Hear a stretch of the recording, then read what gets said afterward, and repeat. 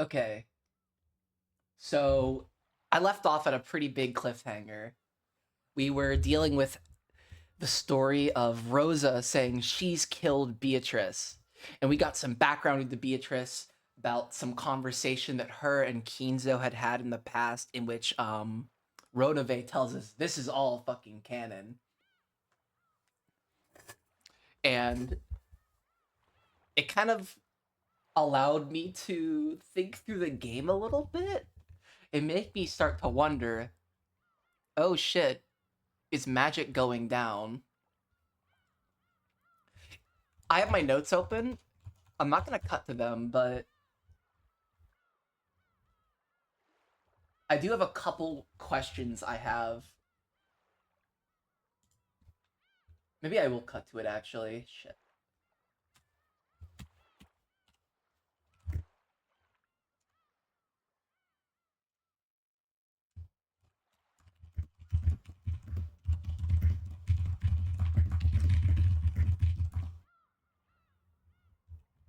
But like I said, could the epitaph actually be about finding the location of Beatrice's mansion Kuadorian? Do the Twilights of the Prophecy actually refer to the closings of the games? In the first Twilight, referencing the four children who survived Natsui the murderer. The second Twilight could represent Maria and Rosa being torn apart by beasts at the end.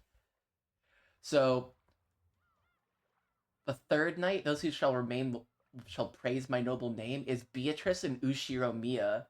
Their family is constantly being referred to as noble, so I wonder if that's going to be the reveal.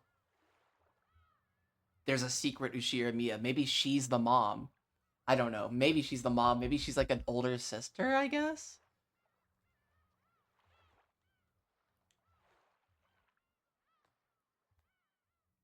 I should have written more down last night because I was really cooking in my brain, but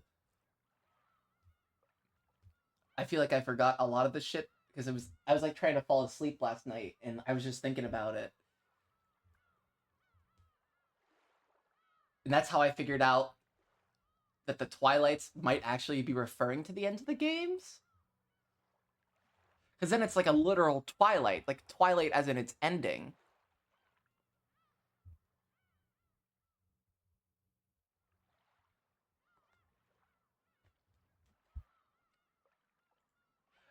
I was kind of a little scared because at the end of the day, I didn't want to write down everything because I feel like I was in the middle of a really important scene.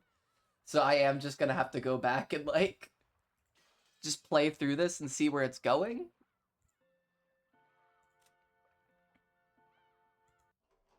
So I don't know, I'm just gonna jump into it. Fuck it.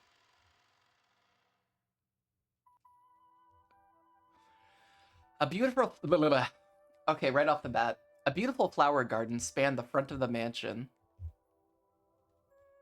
Oh wait, I forgot to write down for number 5. Actually, I'm gonna write it about under point 1 I did. But let's see here, I'm gonna write it down. In what way could the existence of another mansion on Rokkenjima influence the events of the murder in episode 1?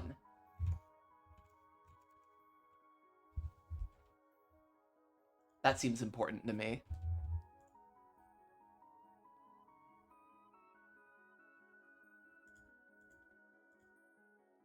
God, this music is getting good.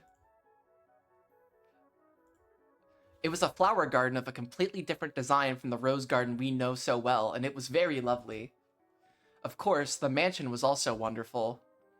It was a couple sizes smaller than ours, but it was still elegant and adorable at the same time. Then I saw her figure. Oh look, you could even see the big gates in the background.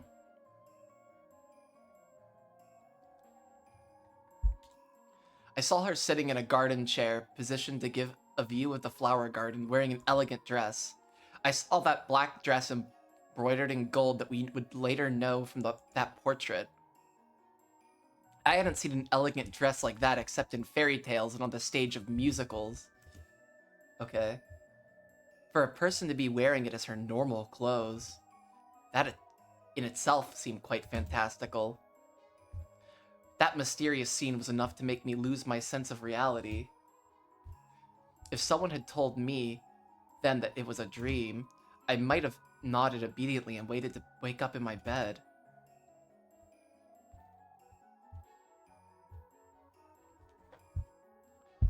I had forgotten to hide myself in shock, so she eventually spotted me.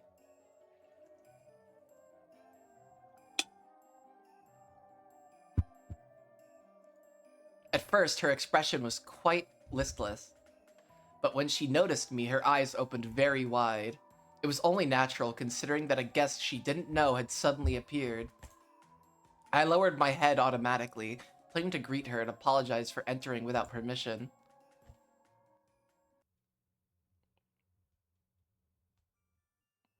Who are you?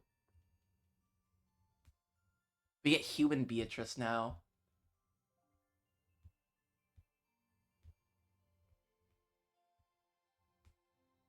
That's fucking crazy. The new gardener? Those were the first words she said to me. I grew slightly calmer, because I realized that we could talk to each other, because I hadn't been turned into a frog just by meeting her eyes like a terrifying witch in a fairy tale. I... I'm sorry, I shouldn't have entered the garden without permission. Who are you? Name yourself. I am Ushira Mia Rosa. Ushira Mia? Oh, one of Kinzo's family. Huh? Ah, yes. I'm Kinzo's daughter. Good afternoon. I was a little surprised. After all, father was a great man, feared by everyone. And yet, she had spoken of him without using honorifics.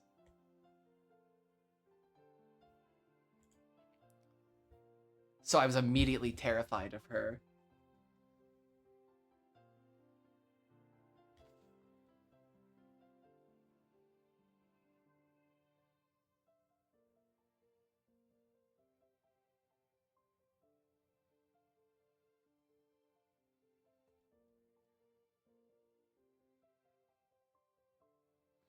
Ugh.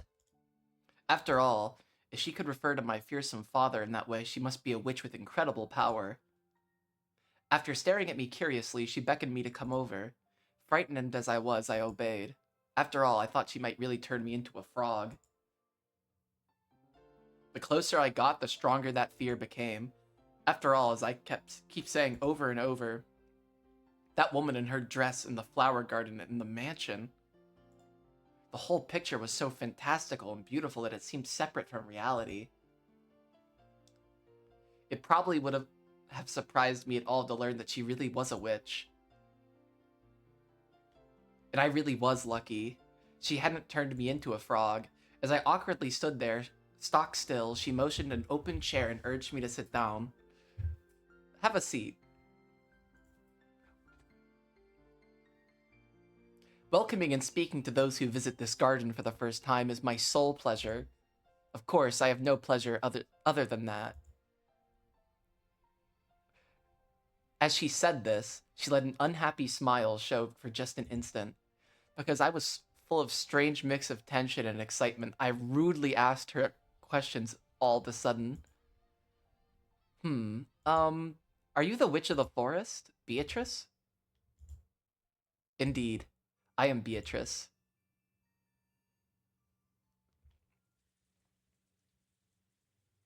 As I thought, Beatrice actually existed. Did she really look like the portrait? Yes, really, just like the portrait. So, she wasn't just a witch from father's imagination. I said, I'm doing well. I'm just a little flabbergasted by the way this plot's gone the last, 3 hours of this game.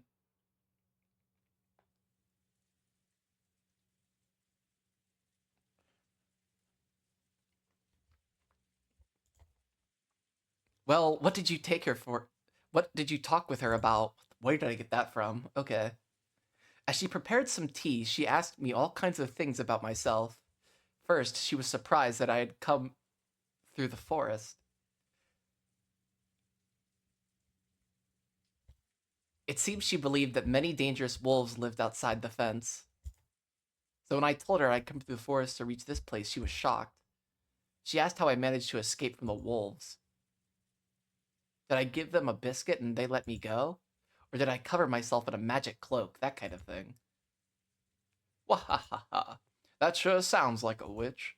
What an interesting person. Quiet, dear. This goes way back, but didn't Father threaten us saying we should never get near the forest because of the wolves that lives there? Yes, he did say something of that sort. Ridiculous. Even though the Japanese wolves went extinct long ago. Truly a trick to fool children. I don't remember, though. Did Dad really tell us something like that? It was the Witch of the Forest, right? I don't think I've ever heard about wolves. This is when you were still in elementary school.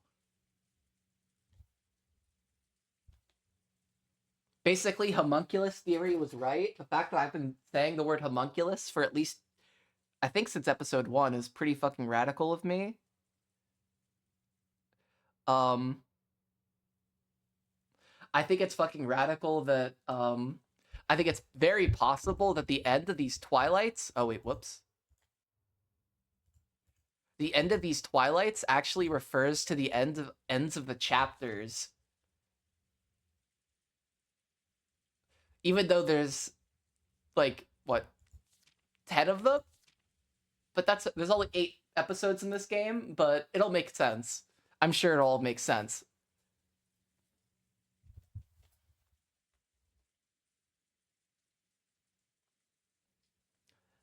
And what was some other theories I had? Oh, I think Beatrice might be in Ushiramiya because of the praise my noble name thing. And they keep saying like, "Oh, the noble name of the Ushiramiya." Like that's something Natsui says a lot. So I think Beatrice is in Ushiramiya, at least to some degree.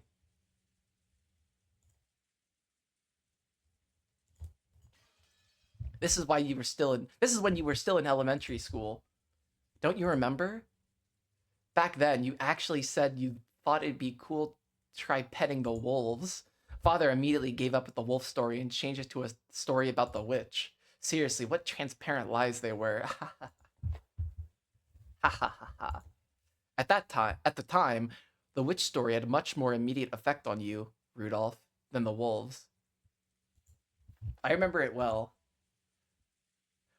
Don't you remember those nights when you clung to my back?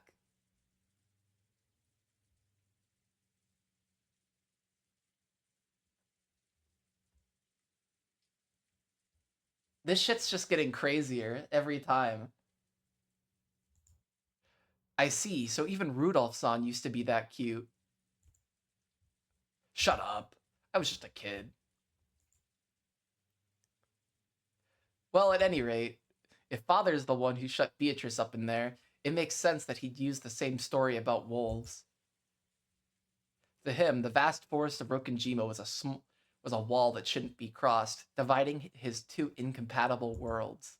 The Yoshirimiya family and his mistress's mansion.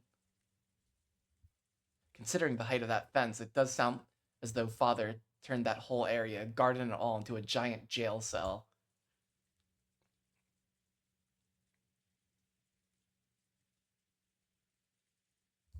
Yeah, I already read the tips for episode 2.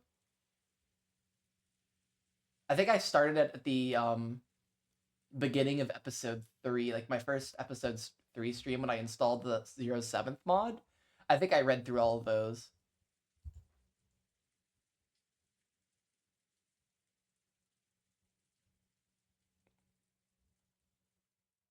Considering the height of that fence, it does sound as though Father turned that whole area, garden, onto a giant jail cell, just like a border dividing his two separate worlds. Wolves aside, could there have been some breed of stray dogs there at the time? Perhaps the fence was there to protect against those. There aren't any wolves or stray dogs in Rokkenjima. That fence was probably a border between us and Beatrice.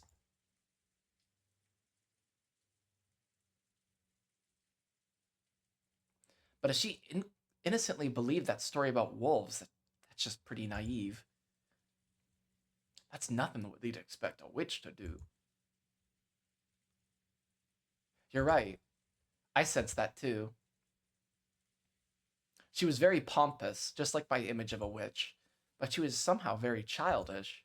She was, how should I put it, so too straightforward.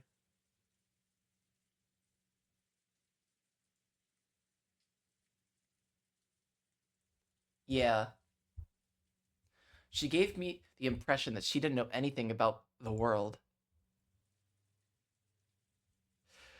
It was as though she'd come from some fairy tale land. She really was a strange person. What happened after that? Did you end up talking about Dad at all? Yes. Once every few days, usually on an arranged day, but sometimes suddenly, Father would casually appear and they'd drink together. Or else take a walk together or something. She said she just happened to be alone on the day I visited. I see. An obvious mistress, you might say. My. I don't know how much younger she was, but good for Father. Okay. We can be sure this was no indecent relationship. Look at her. Perfect reaction to what he just said. Idiot. There's no way a lover's meeting between a man and a woman wouldn't have some sensuality. What happened next? What did you talk about after that? Also, what if that younger Ava is actually a younger Beatrice? Because the eye color is different. It matches Beatrice's eye color, but it doesn't match Natsui. It doesn't match Ava's eye color. It matches Beatrice's. So what if that young person isn't young Beatrice, but it's young Ava? Or young Ava, but it's young Beatrice?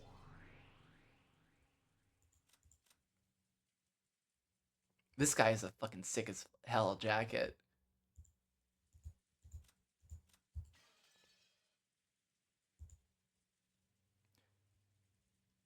When I did, the atmosphere quickly grew depressing.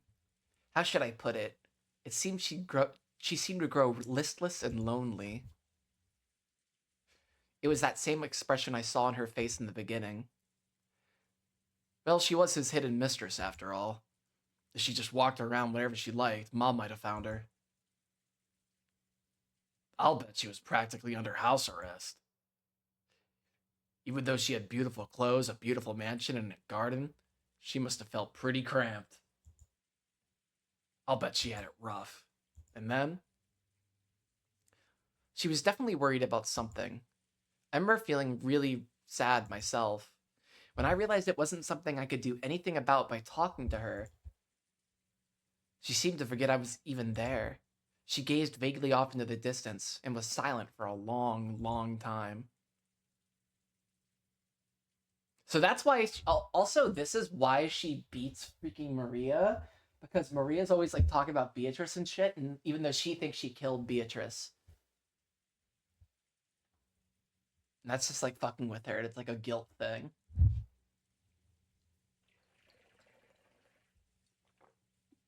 But I want to see how Battler fucks with all this shit.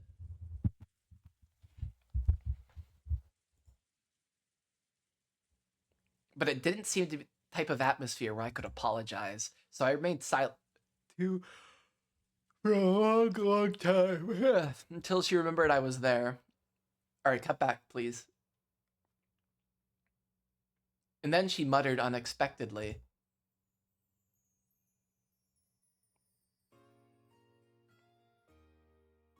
"Are there really no wolves beyond the fence?" Huh? Yes, that's right. I've never seen wolves, not even in a zoo. What is a zoo? Oh, it's a place where they keep all kinds of animals. They're full of rare animals like elephants and giraffes and pandas. So, there aren't any wolves at a zoo? Then, it might not be so scary. Even if there were wolves, all the animals are put in cages, so it's safe. That's why you can safely look at them and learn about them.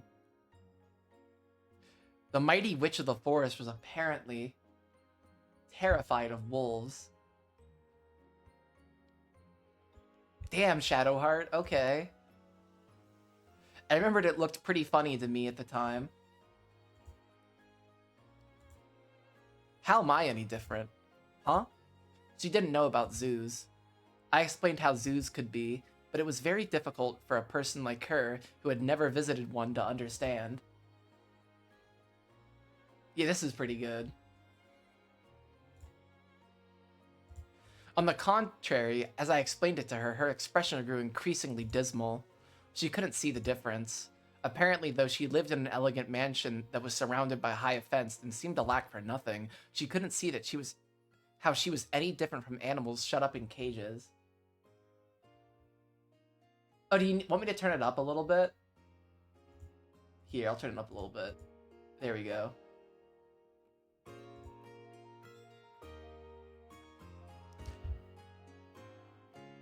Yeah, that's because I messed with the audio settings because the game has its own audio settings now, so it didn't quite mix with the, when I fixed everything around. There we go. If you guys have any problems, like, hearing me, just let me know. Who am I? Everyone calls me Beatrice. And that does indeed seem to be the name of a great witch, as you say. But that isn't me. I cannot use any magic. I simply have the soul of a witch sealed inside my body. There was definitely something odd about her. Beyond just being cut off from the world, it seems she truly believed that magic exists. I think she talked about a lot of weird things, but I don't remember the details. All I thought was that this might be a person to be pitied. She was unable to leave this mansion of her own free will, a prisoner without even realizing it. And she didn't know anything about the outside world. Didn't even understand who she was.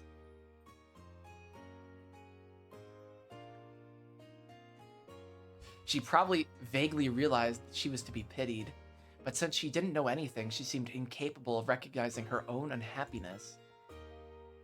Long ago, when I told Nason that I felt sorry for a bird in a cage, she said this. A bird that only knows about the inside of the cage doesn't long for the outside.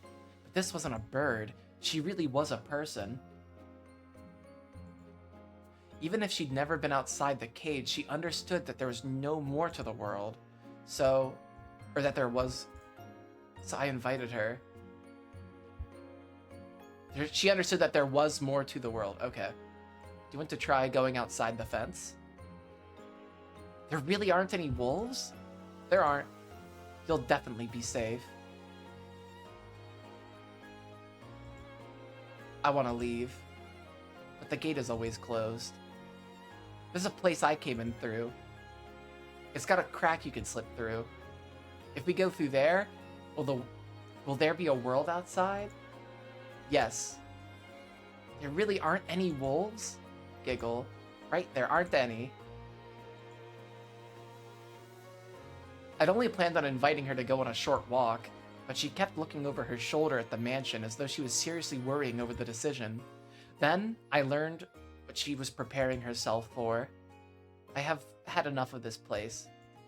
I want to go outside, and I want to know who I am, what's happening in this world, and why I was born. I didn't know what her life had been like before then. It was probably something she couldn't express easily. If it was harsh, she just had to say she wanted to escape. If it was sweet, she just had to say she'd stay. For example, maybe it was like how a hot fireplace on a winter day makes the air get thicker and thicker, giving you a headache. Even though you know you shouldn't keep things the way they are, you still need the courage to open the window and be tormented by this cold wind. She was starting to realize that she couldn't stay there forever. She was starting to realize that she had to go outside someday. But since she didn't know about the outside world, she must have needed courage to take that unspeakable first step outside. And despite that, she made her decision. She'd voiced her decision to go outside, a decision she was probably making for the first time in her life. I hesitated for a moment. Father had decided that she should live here. She was like Father's beloved bird in a cage. If I just let her escape, Father might scold me harshly. I want to see. See what? I want to see a zoo. Blushing Beatrice is so awful. I was just a little surprised when she finally gave me a gentle smile. Could that have been a far-sightedness brought about by her decision to venture out from her cage? It was a smile so gentle, I couldn't imagine that it had come from that one dark face. When I speak with you, I keep hearing about things I don't know.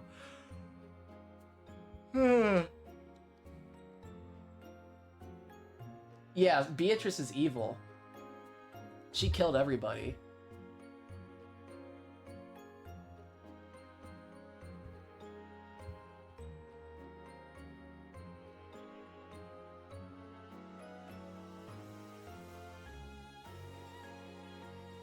I don't know about this thing called school, nor do I know about zoos. Awfully cute. I don't know about movie theaters, I don't know about amusement parks. And I feel from the bottom of my heart that I want to know about those things. Will you take me to see them? Huh? Yes. I was nervous about how I could keep it a secret from Father, but her face looked so happy, so I just went along with her and nodded.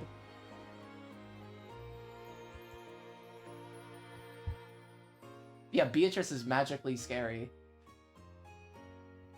But she seemed not to notice the meaning behind my vague smile. This really makes the whole last dialogue with freaking her forcing Rosa to eat her family really freaking weird.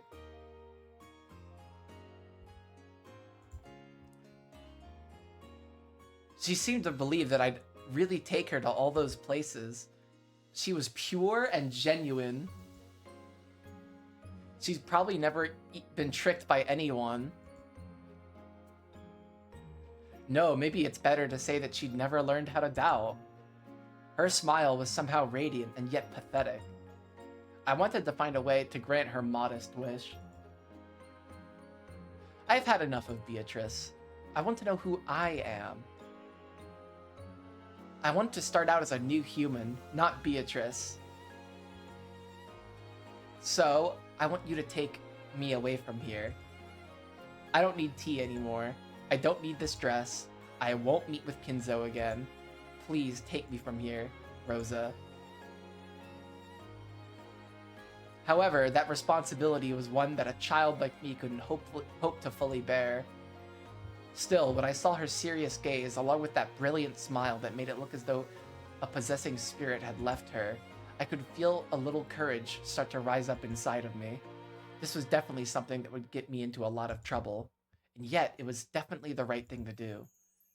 I don't know how it'll turn out. But I'll take her away from here.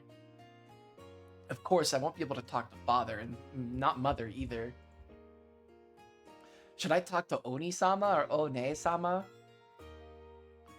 No, what about the reliable Genji-san? Or, that's right, what about Kumasawa-san, to whom I can always talk to when I'm in trouble? I'm sure they'll be able to do something. I want to see them when they're all younger again. It's so cute. Anyway, for now, I'll take her out of here. This was already a place she didn't want to be. So I took her to the crack in the fence and led her outside. She was all nervous, checking to make sure there were no wolves around. Once that fear disappeared, even just walking around this dense forest seemed to be fun somehow. Every time she found something, she'd ask me about it, and there were all really trivial things. What's that flower? What's that leaf? And that sound? And that smell. It was really like the inside of that fence had been her entire world. So now that she traveled beyond the limits of her world, it's strange. When I first saw her, I really thought she was the witch herself, relaxing inside the witch's mansion. But now it was different. Or actually the complete opposite. I feel like there's a parallel between this scene and like last episode with Shannon smashing the mirror.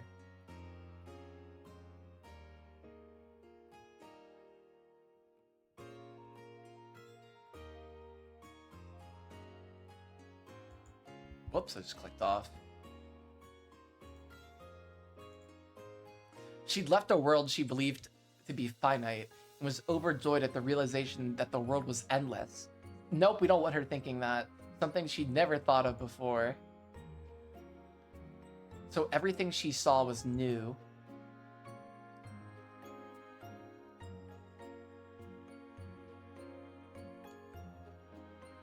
I just think there's just some importance about Beatrice being like released in like a metaphorical way that I feel like is gonna be important to the story. We'll see how it all goes, but I feel like after this I'm gonna be a little more sympathetic towards Beatrice.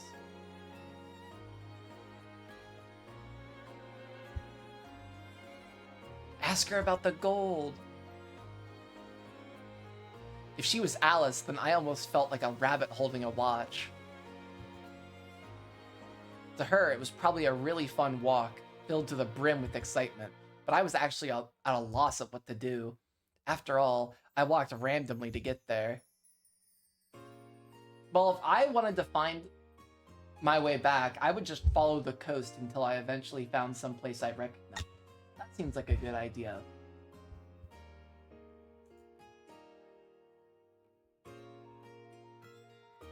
There were no lights in the forest, and I hadn't brought a flashlight.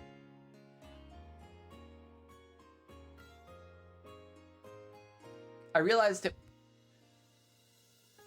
I just feel like I guess feel a little bit of deja vu in some of these scenes.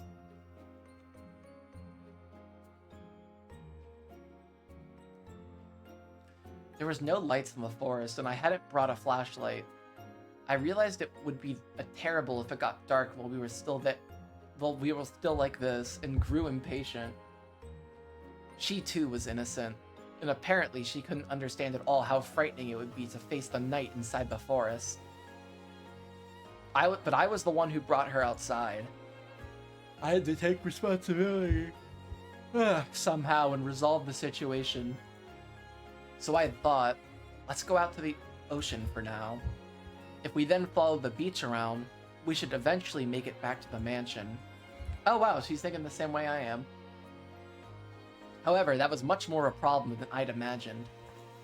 I didn't want to have a map or a compass. There was no way I could walk in a straight line through an uncultivated forest, and I immediately lost my sense of direction. He killed 16 Czechoslovakian rebels. Must be some kind of interior decorator.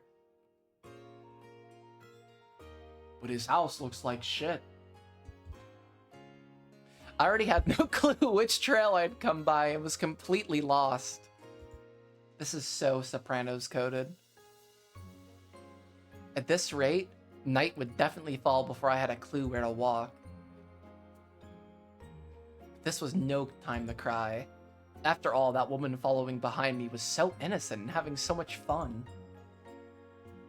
So I had to lead the way through the forest for the sake of her smile as well. Gritting my teeth so she didn't see me looking troubled, I pushed my way through the woods, advancing down a path that wasn't a path. Then, after going through various troubles, I fortunately managed to reach the ocean. At that time, I didn't have a clue where I was on the island, but for the time being, I was just a little reassured. Realizing that if I just went around this way, I would surely be able to reach the mansion. However, though I had reached the ocean, we were at the top of a rock cliff. The beach was far below us. Push her. Push her into the sea like the Lorelei.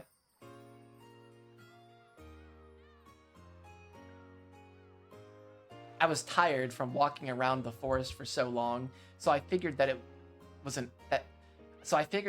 an open area, even a rocky beach, would probably be so much easier to walk in. So I suggested that we go down the rocky cliff somehow. I figured it looked pretty dangerous, but I figured there was no other way. However, Beatrice agreed to my plans without any doubts.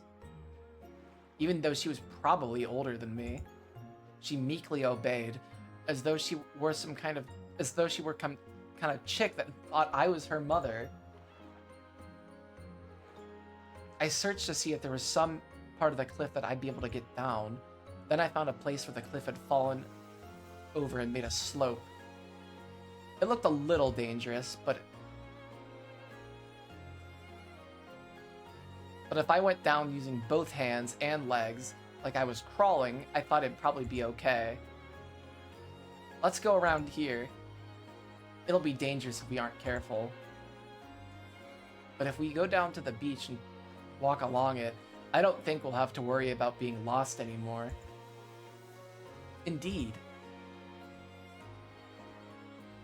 If that's what you're doing, I'll go too. Even getting lost is fun for me. Quite amusing. She really had no sense of danger. There was probably no doubt that she'd lived a life without discomfort.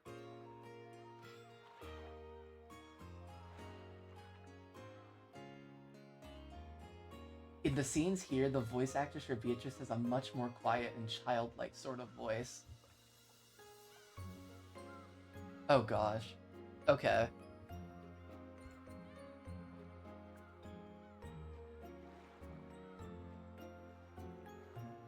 Do I dare want to hear it?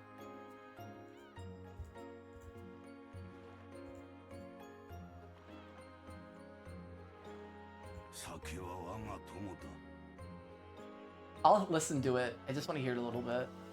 Even though she knew it would get dark when night fell, she couldn't imagine how dangerous the inside of the forest could be without a light. Furthermore, it seemed she couldn't grasp at how dangerous it all might be if she fell from the cliff. I warned her repeatedly to be careful.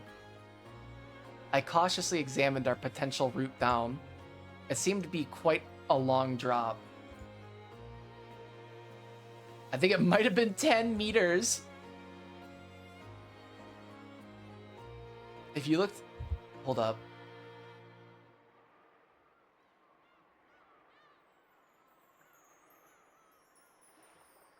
This is such a bad idea. But looking from the top, it felt almost like staring down from the observation room on Tokyo Tower. But Beatrice still appeared to be completely without fear. It felt as though she'd never been taught that high places were dangerous. No, maybe she believed that she was a witch, and that she could fly, so there was any need to worry.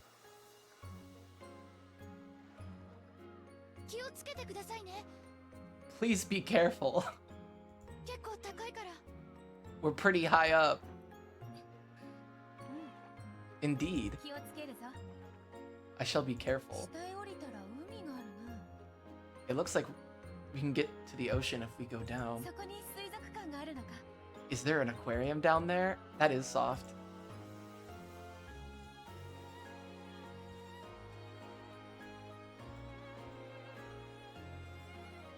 No, there aren't any aquariums on this island, but there should be lots of fish in the sea. I see. So there are fish. Are there any whales and dolphins and penguins like you talked about? No, you'd have to go to an aquarium for those. And you'd have to leave this island to find an aquarium. Is that so? Well, I'm looking forward to it. What kind of fish are whales? They're really big fish. Huh, aren't they mammals?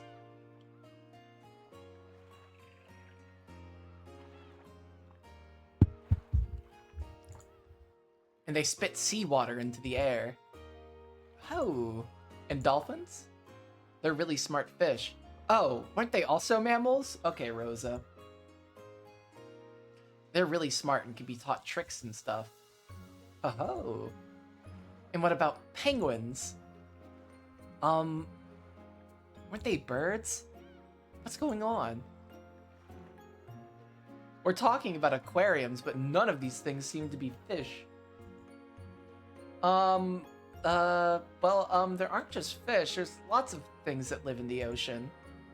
Oh, I really am looking forward to that. What? Yeah!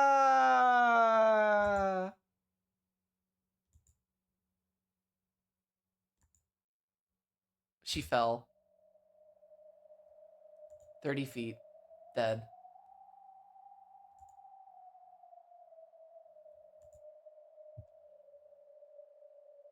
It was the thought of a child. It was how a child immediately gets mad when something bad happens, trying to find an excuse to show it wasn't their fault. Of course I said it out loud. Are you okay? Didn't I warn you over and over? That sucks.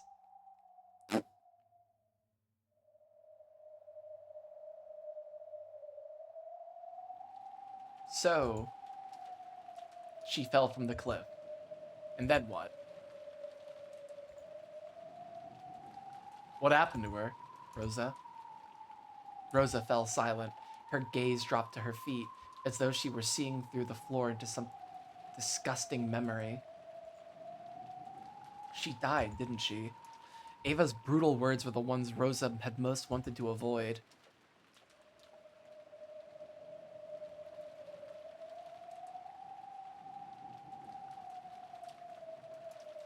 Happy is the one that seizes your infants and dashes them against the rocks. Yeah, like a Spartan babe.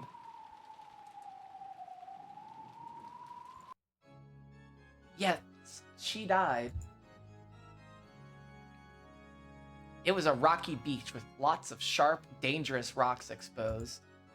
Her eyes were still open and an incredible amount of blood kept pouring out, quickly spreading out until it looked like a red carpet. I spoke to her, shook her.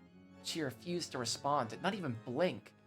No, she wouldn't even close her eyelids. It was my fault. She was wearing a dress, remember? Even though I knew her outfit was difficult to move in, I said we should go down the cliff. She was incredibly innocent, so she obeyed what I said without any doubts. Hold up, we compare now.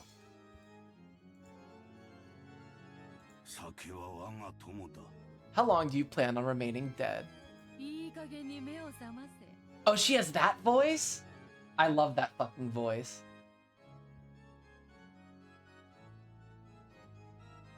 Like she's gonna kick fucking ass.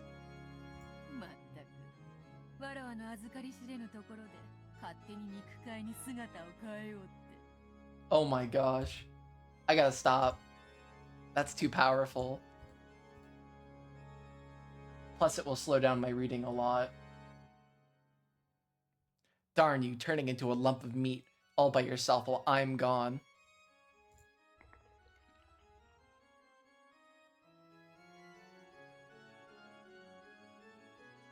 I feel like I've heard her in other things before.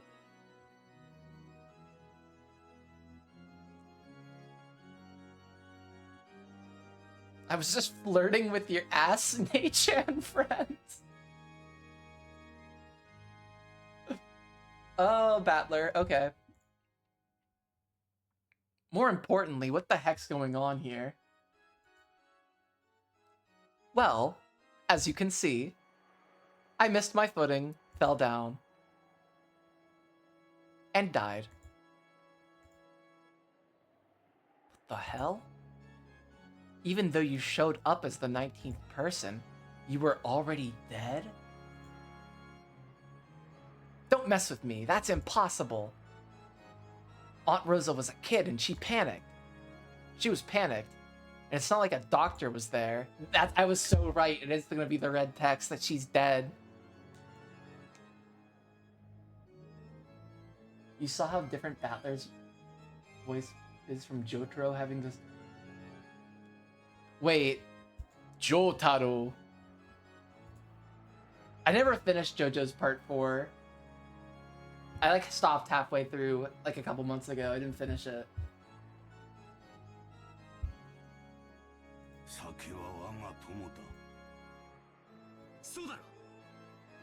Isn't that right? It can't be true. She's gotta be alive. I can kind of hear how he sounds like Jotaro. Otherwise, how can she be here?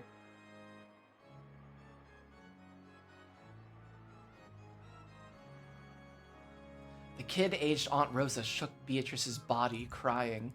I stared into that face too, but her eyes were still open and it really was a corpse. I wanted to dodge the issue by saying something vague like she must be playing dead. But no matter how I looked at it, it didn't look fake at all. It really did look like she was dead. Beatrice had fallen upside down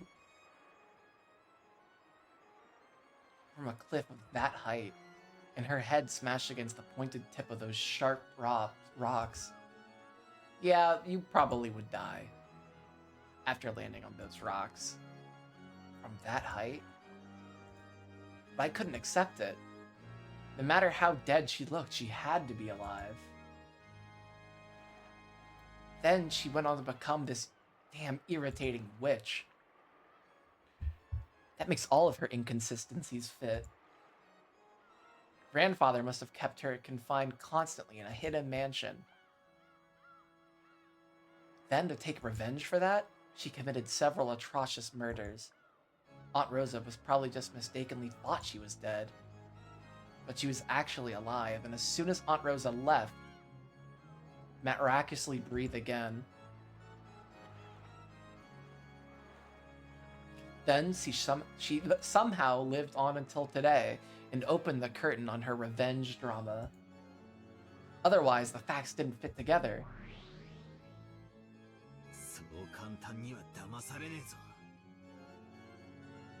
Hi, Jotaro.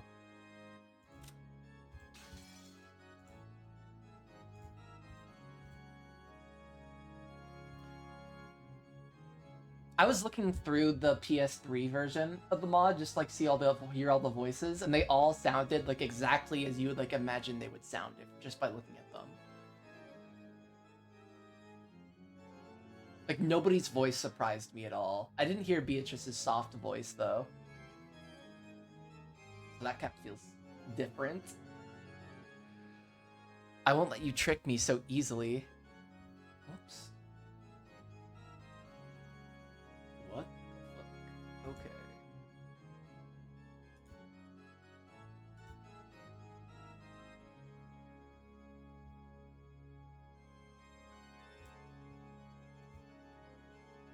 Can you repeat it in red? That she's certainly dead? She has to be alive, right? It's obvious. How does that look alive to you? It's definitely dead. That's weird wording. It's... Not I'm dead, not she's dead, but it's dead. Is this Beatrice? Me too, Battler. Okay, I thought she was gonna make it easy for me and say that she was dead, that Beatrice is dead, but no, she said it's dead. Fuck. My theory that the 19th person was grandfather's mistress, a human named Beatrice, had been defeated. I had planned to strike back from a defensive position, but... Then, who are you? You just died, right? Don't tell me you revived yourself with magic. Cackle, cackle. I've already explained that, have I not? The me lying over there definitely possesses my soul. But that body's nothing more than a cage of flesh tying me to the physical world. This is how that cage of flesh was broken. Do you understand what that means? So she didn't really kill herself, she just died. I don't have a clue anymore. Keep having fun with your witch girl tricks. I'll listen to that in place of a snack. What the? It's empty. Hey, can I get some more black tea? Cackle cackle. Ronave, our guest would like some tea. When Beato clapped her hands, Ronove appeared. Butlers sure are convenient. A refill, you say? Certainly. How much shall I pour you? Well, I've got more than enough snacks. Half will be fine. Even so, filling it to the brim is the English custom. Even though just enough to wet my throat would have been fine, he filled it to the top. I turned my back to Beato, sipping in silence.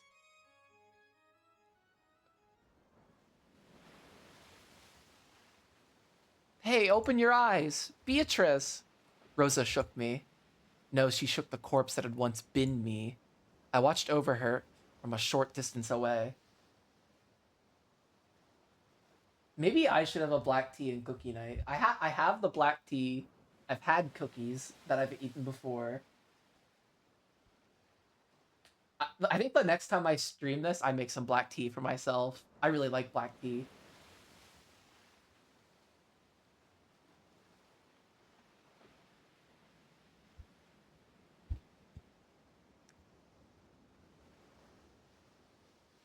Ah, so I fell from there and died. For a while, I believed that was true. I saw Rosa spend a long time beside my corpse, then watched her as she ran away. Eventually, I realized I was a different individual from that corpse.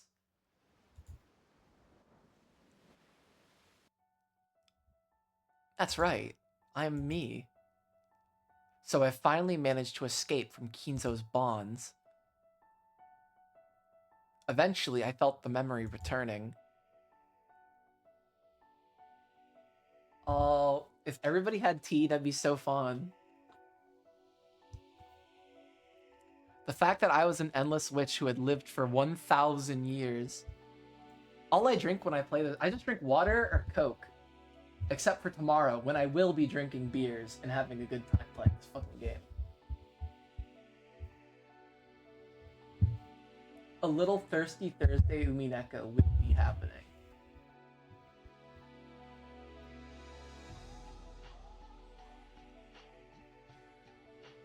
Wah, wah. While being in... Whoops. Then I remembered that I'd been summoned by Kinzo, and that I'd been imprisoned by him for a long time. While being imprisoned in a cage of flesh, I completely lost my memory as a witch. However, thanks to Rosa... if you could say that. Thanks to my accidental death, I'd now finally regained myself. Rosa, you'd probably regret bringing about my death, but I should be thanking you. Cackle cackle. I couldn't see Rosa anymore. Did she go to call a doctor, or was she so terrified that she ran away? It no longer matters. That soulless shell no longer has any value. And yet, I'm so frail now. I just have like basic ass Lipton black tea. But it's still good. I mix some honey in it. It's good. Even though this glorious midday sun is agony to me.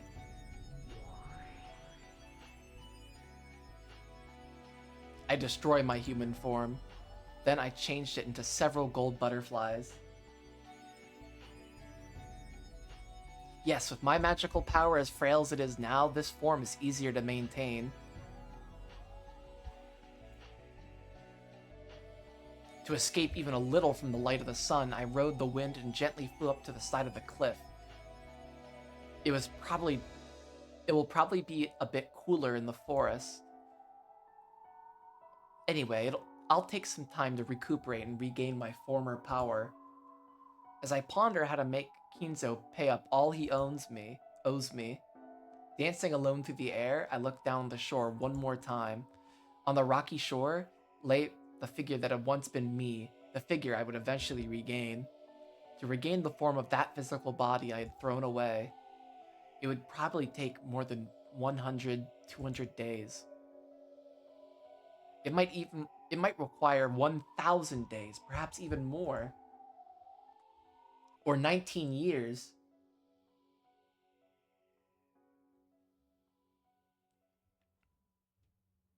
I mean, this is why I drink coffee anyways.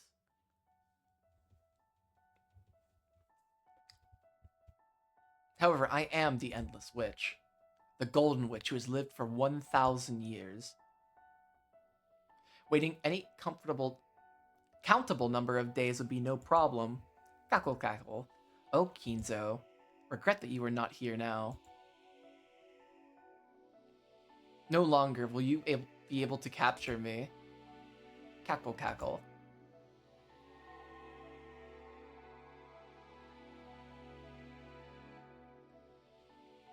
Green tea was not for me.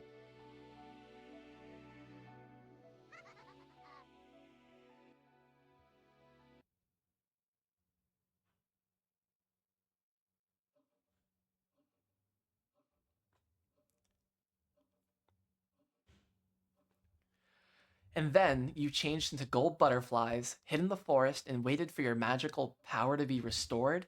Is that what you're saying? That is correct. I take this form to sneer at you, but most of the time it is easier magically for me to keep my form as gold butterflies. Hey, feel free to take a load off and stick to whatever's easiest. Oh, fucking, I love Battler. I wouldn't want, I wouldn't mind not having to hear you laugh, your irritating laugh. Cackle, cackle. When I turned into butterflies and slipped into the forest, it was already no longer possible for Kinzo to find me. However, Kinzo was not dismayed. Still, he was not immediately able to prepare a way to catch me. So first he moved to prevent me from leaving this island, and to keep me from regaining my power.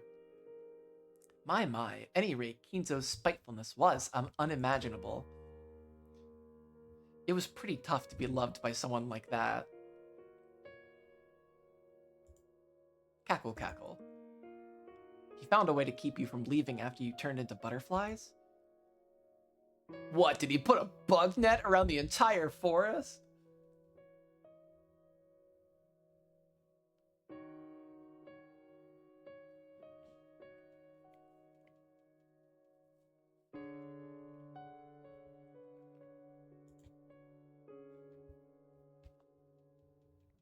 I just had a tea phase like 6 months ago where I was like making a lot of tea because coffee was not agreeing with me as much as tea was. So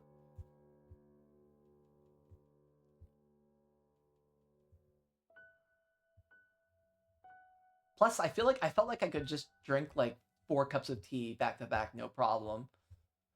Meanwhile, if I drink like a lot of coffee, I'm gonna be in trouble. Indeed, a magical one. Didn't you know?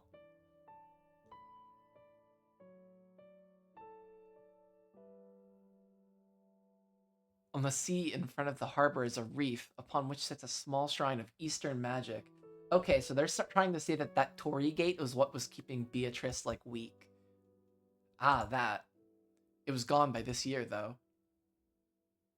It was a small shrine built long ago by a Shigenja, right?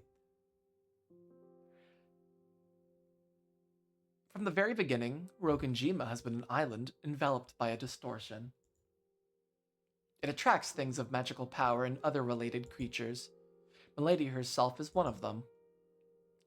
How about some more tea? Cackle, cackle, please. They brought harm to humans and probably left several eerie legends in their wake.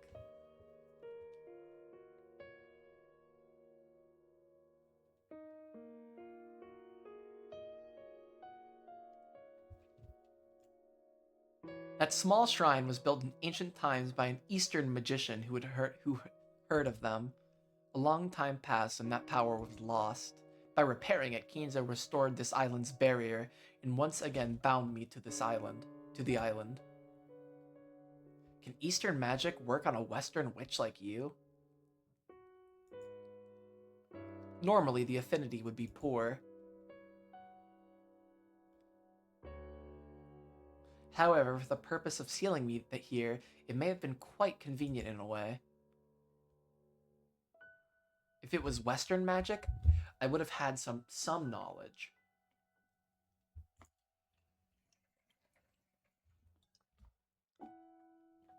For any barrier, there would have been some measures I could have taken. But Eastern magic is outside my area of expertise.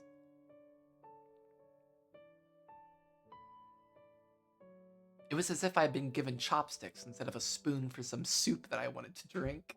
Yeah, that's pretty accurate. In a space dominated by Eastern magic, Western magic loses much of its power. Even if she were given 1,000 days to regain her strength, she would have to wait many, many more. So you're saying it took you 20 years to regain your power, and now you've revived all, as we can all see?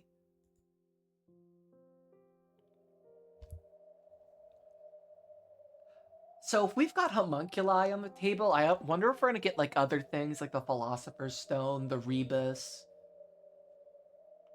Oh fuck. I'm getting like flashbacks to like what's the name? Castlevania. Yeah. I've always been super into this alchemy shit since I was like maybe like 12 years old when I got this book as a kid. It was like some series about some famous alchemist, Nicholas Flamel, and like his efforts to keep the Philosopher's Stone. It was a cool like YN kids series that I read when I was maybe a little too young, like 5th grade, 11. I've been so keyed into this alchemy shit way too long.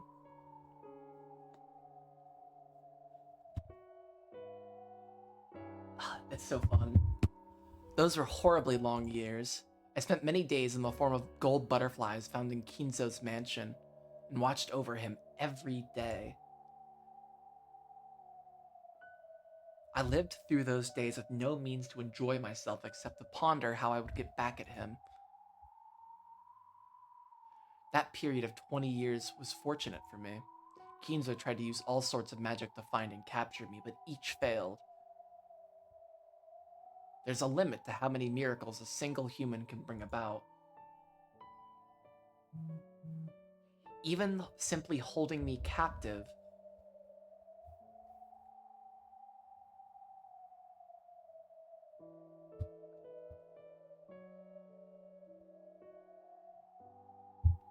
Harry Potter's Philosopher's Stone. I never read any of the Harry Potter books, surprisingly, because I was like at the age where that was the thing. My sister read them all. I only ever watched, I think, maybe the first 4 movies. I never finished them. I forget how old. Wait, when did Deathly Hallows Part 2 come out?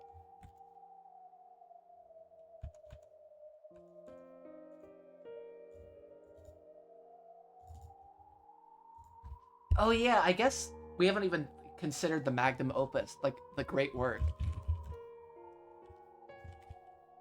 Deathly Hallows Part 2 came out in 2011. Okay, same year I read that book.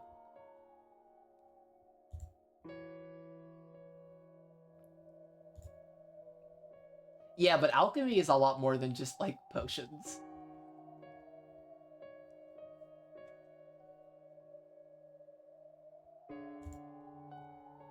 It wouldn't it would be unthinkable for me to be captured like that multiple times.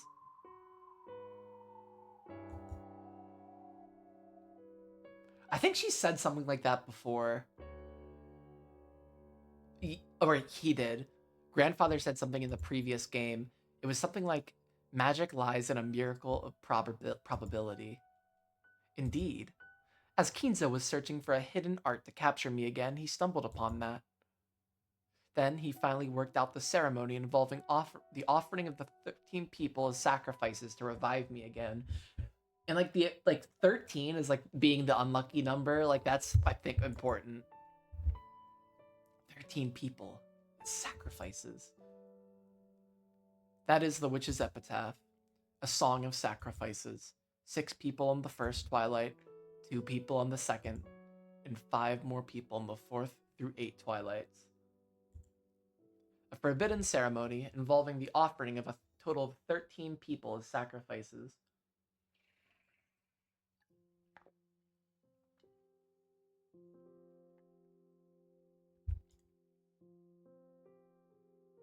Those sacrifices would be chosen randomly, and the one who held the ceremony, Kinzo himself, was no exception.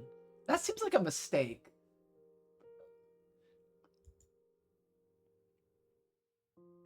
If I was Kinzo, I at least would have tried to bring more people to make my odds better. At least bring like 50 people. Dumbass. I agree, Battler. I feel like Kinzo was just drinking absinthe and tripping balls all day, and he just made all this shit up. And he's the one who actually killed everybody. Are you saying that all the gruesome murders on this island were a weird ceremony? I had a vague idea that this might be the case, but I couldn't just hear that it was true from a witch and a demon and say, "Oh, really?" and accept it. There are 18 people on Rokanjima. 13 are offered as sacrifices. 5 are left alive. Then I revive. In other words, the odds that Kinzo will be able to meet me again are probably around 1 in 3.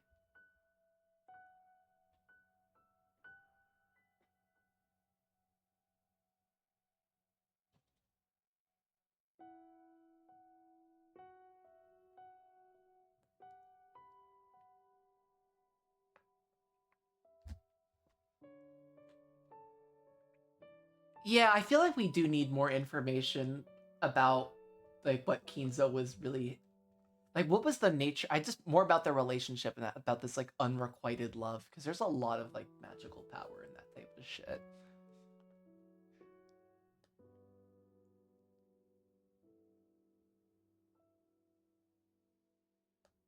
And like I don't know. There's just something going on here.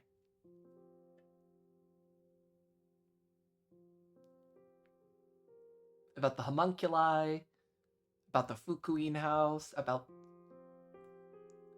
Kuadorian. But I'm pretty sure the gold is gonna be at Kuadorian.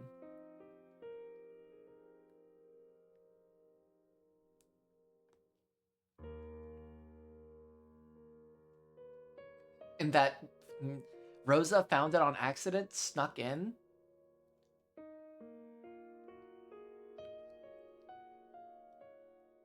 And then all this shit happened.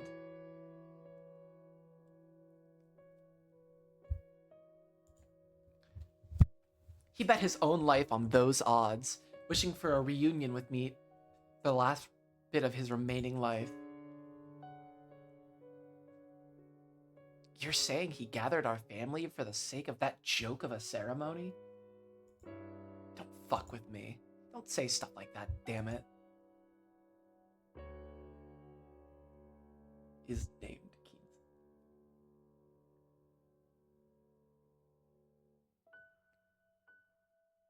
Yeah, I looked it up because I was curious. Kinzo like means like golden or something, right? Did Hideo Kojima write this?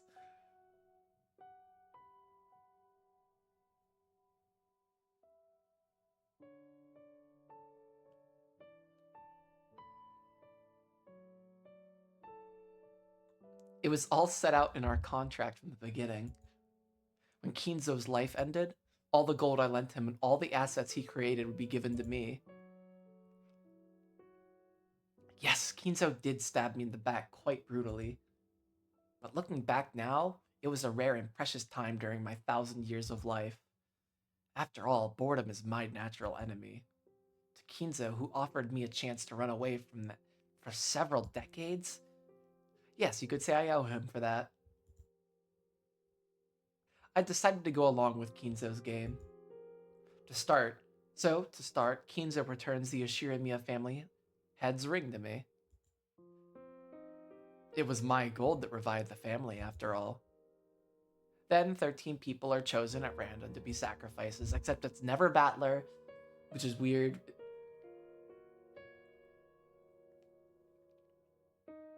Maybe this time Battler will die. That would be interesting, actually.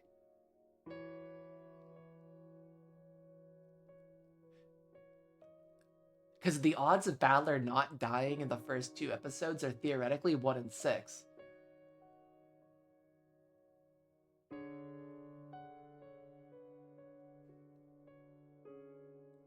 And I think if his odds of not dying again would be 1 in 36.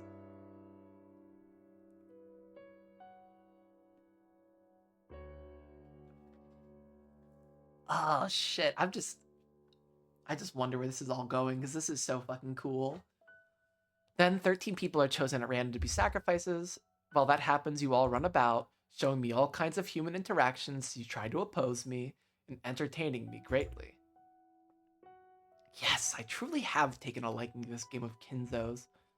Cackle, cackle. Kinzo. Other Kinzo. He's an otherkin.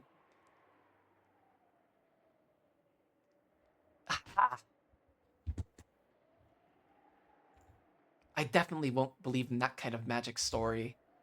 Then who are you? You fell off a cliff and died, right? Your soul slipped out, became butterflies, and went to the forest? That isn't possible. But you're here. Who are you? Aren't you the 19th person? That is true, I am the 19th person. Cackle, cackle. But it's useless, right? It's all useless. Oh, here we go. That's her sword.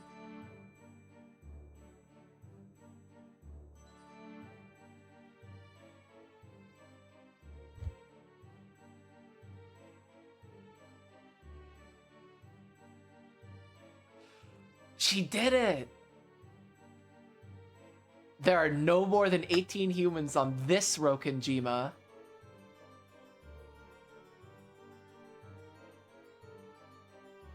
This keyword.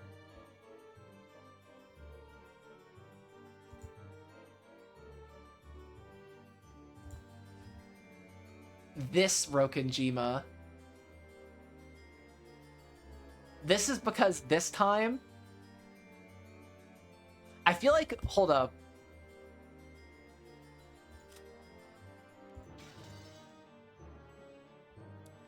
Oh wait, what? Okay, I clicked the wrong one. So hear me out. Oh wait, the other witches aren't here. Okay. So episode 2, I feel like was all about like miracles. I feel like cuz that episode was all about like how the thing with like all the closed rooms and like the shit with the magic and all that shit was in it. This episode we got the Witch of Certainty. We got Lambda Delta. And now I feel like there's going to be definitely somebody that we can figure out among these 18 people who could be the killer. And that's what she means by this Rokenjima. Everything is... So she's referring within like the context of this game. On this Rokenjima, it's one of the 18.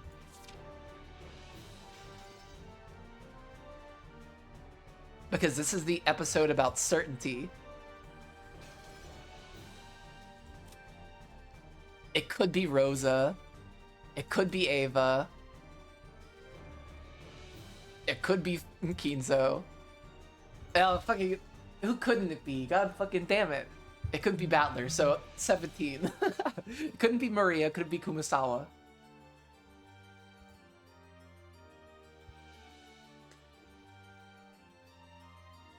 What did you say? So you're saying the X in 18 plus X doesn't exist? Are you saying the piece I took X doesn't exist?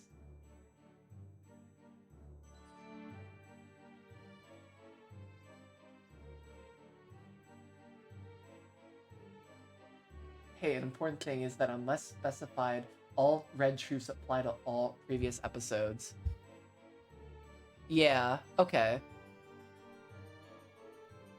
I feel like this is like a time where this is like the exception. I think they'll talk about it. Whoops, did I skip something? That's what this means. My condolences. Still, you do move fast, milady. And though I thought you'd let him flounder about before spinning everything around at the end. Well then, Battler-sama, will it be more agreeable?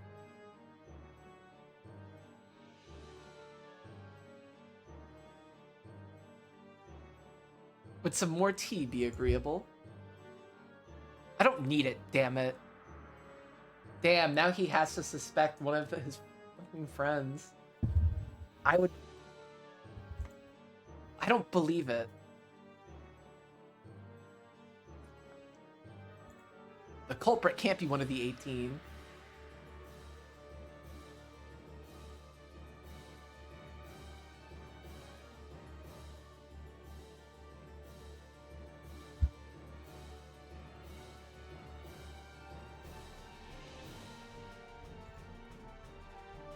And what are you? And why are you here?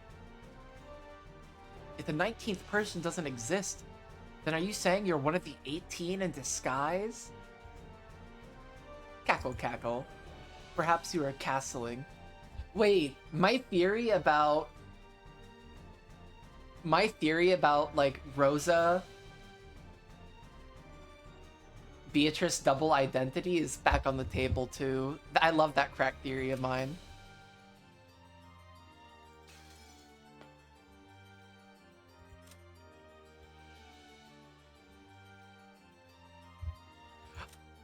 Fuck, I love this new sprite's fat ass Dr. Nanjo. It's so fucking funny.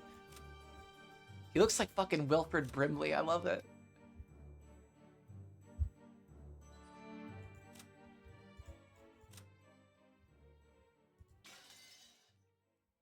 Maybe I just believe freaking Beatrice and Rosa are the same person. Though reluctantly, you are doubting one of the 18 people as your last way out.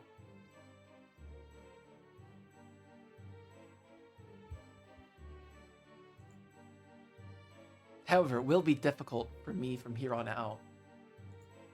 If you choose to stop caring about propriety, you can prepare a culprit freely amid 18 people, making you reach checkmate. By evading those 18 pieces will be truly difficult. As if I do that, I won't suspect any of the 18. Why not, Battler? I would.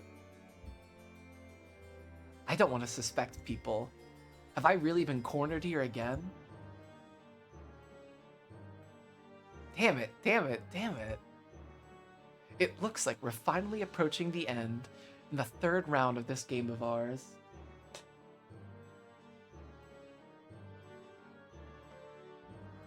Red Truth once again.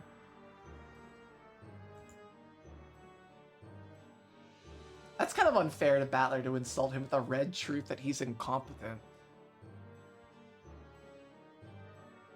You've nowhere to run anymore, right? Cackle, cackle. You don't want to suspect any of those beloved in the 18, do you? Were you trying to hide that from me? Then why do you refuse me? Oh, she fucking flipped it around. Okay. Then say you should play the opening like a book, the middle game like a magician. They say you should play the opening like a book, the middle game like a magician, and the end game like a machine. I'll corner you from here on. Slowly, carefully, surely. Or on the other hand, would be better if I pressed you all at once, which might suit your style more. This shit's so good.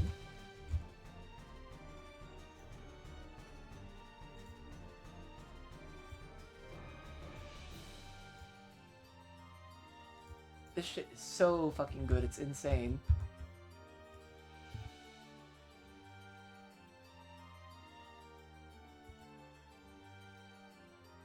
Yes, that should fit you well.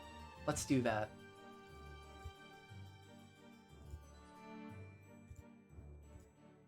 I'm now fully aware of the sorts of attacks you're weakest against. Cackle, cackle, cackle.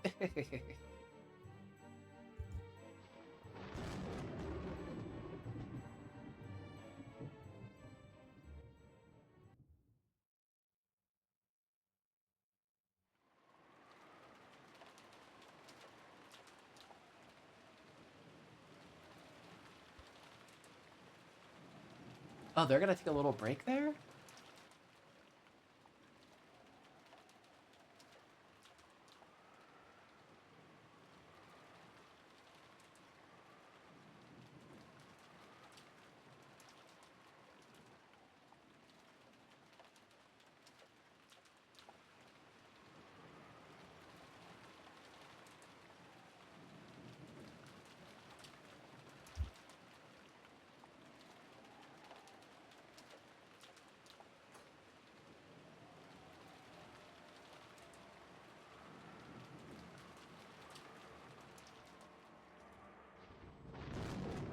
Ooh, spooky.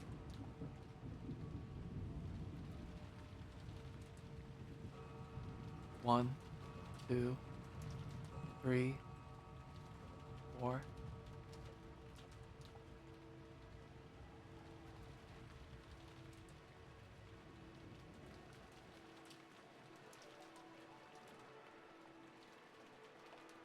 Why is she okay?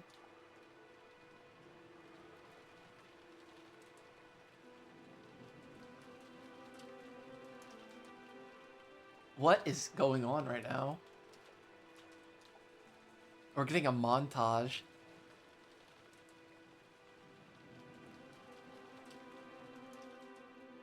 No, not this asshole. Get the fuck off the screen. Fucking Jag. They're showing you where everyone is. Okay.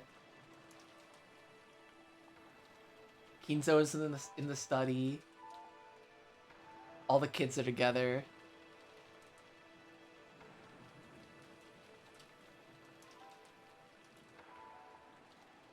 The adults are all together.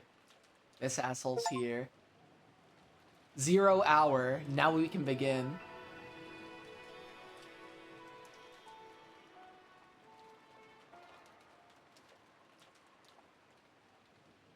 I'm gonna go get some water. I'll be right back. Yeah, I'm streaming tomorrow. I will get my black tea ready.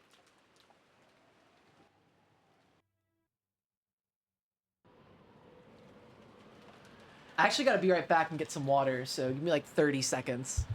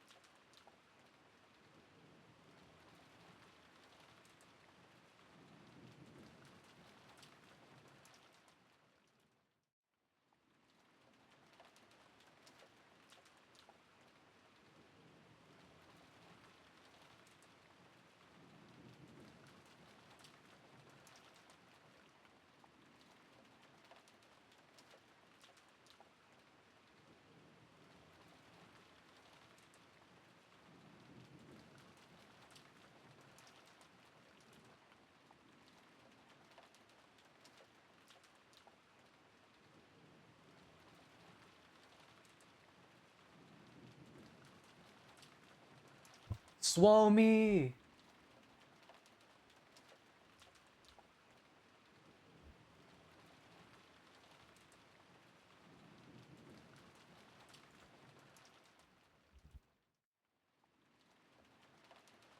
I hit the Euro crowd. That's crazy.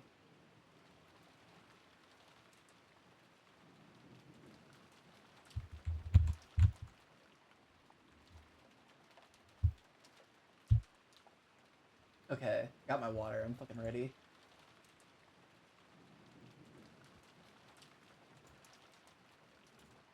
Well then, how will this game be resolved? You may submit or you may resist. Either way, it will truly be an entertaining banquet worth betting my short remaining life on. In his dimly lit study, it is currently 9:30 for me. 9:38. In his dimly lit study, occasionally brightened by lightning, Kinzo kept mumbling and laughing to himself.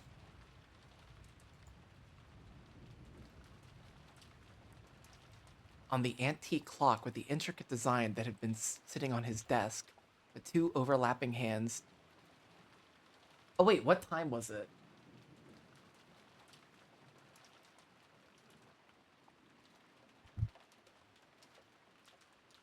It's gotta be like 6:30 maybe? The measure of time counted up. Oh, it's 0 hour. It's midnight again.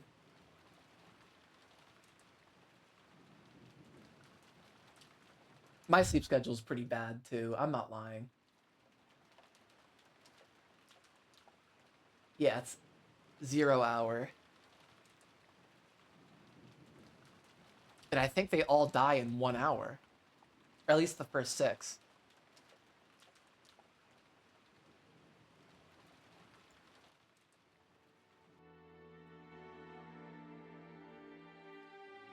Measuring time is such a brutal thing.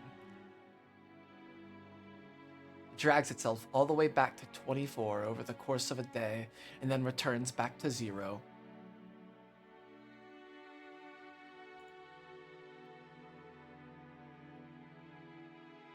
It certainly did. Oh wait, I forgot to plug my phone in. Hold up, I'm sorry.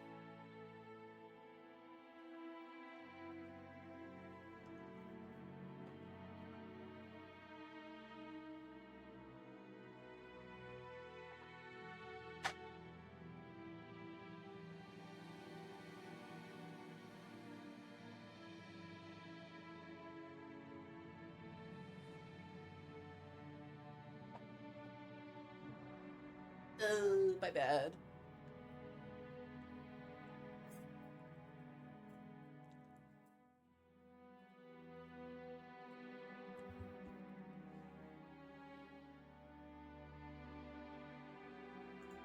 However, is it ever able to reach 24 o'clock? No.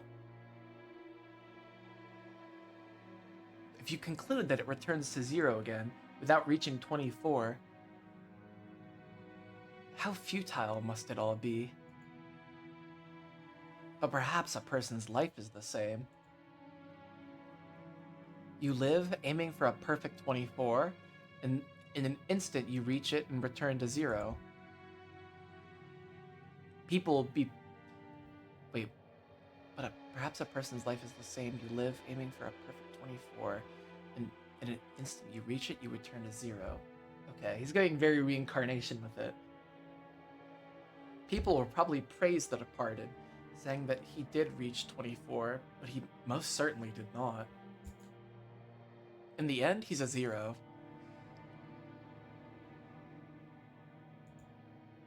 I am different. I will live and reach 24. We are getting very philosopher's stone with it. What the fuck? That itself is the Golden Land. Okay, maybe I'm wrong that the other mansion is the Golden Land. Or that is where Beatrice dwells. Meh, maybe I'm not.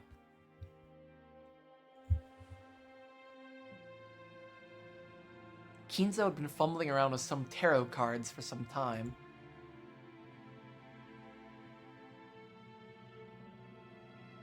It looked as though he was trying to divine his own luck with a contest, doing it over every time he didn't like the result. The most forbidden action in tarot reading is trying to predict the same thing twice. To do so ridicules the results of fortune telling.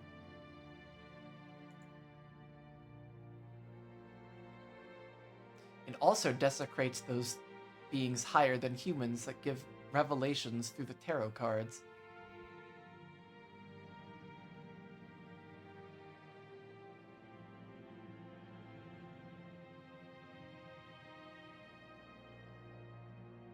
I had to reread that, sorry.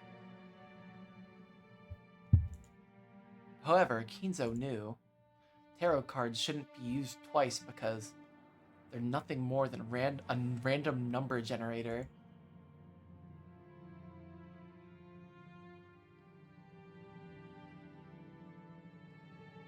Reading them twice will naturally cause a different result to appear. Therefore, reading them twice was only forbidden to preserve the mystique of the tarot card's results.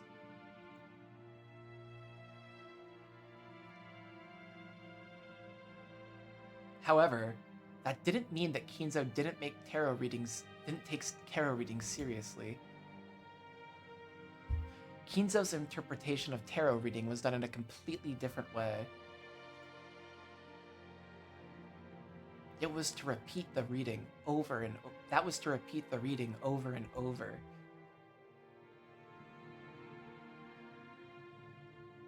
Without giving up in the slightest until he reached the result most favorable to him.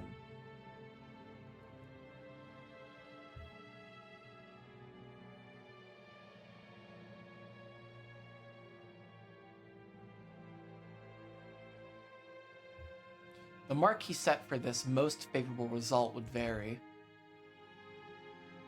but he demanded the most favorable result in a strictly literal sense. It was the same as a simple roulette of luck, where he sought an arithmetic miracle. However, Kinzo used miracles of numbers as the basis for his magical power, so this functioned perfectly well as a magical ritual. In other words, until the result he desired appeared perfectly, he would strive to repeat the tarot readings over. I feel like that's a metaphor for what's going on right now. With conviction, turning the feelings of his heart into prayers. Like, he's just freaking spinning the wheel. He's just seeing who gets sacrificed again and again.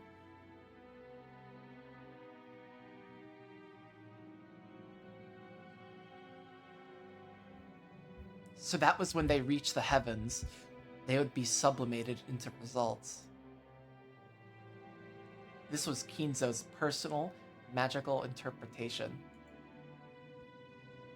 Therefore, even though Kinzo's tarot cards were no different than those generally used, the way in which they were used was completely different.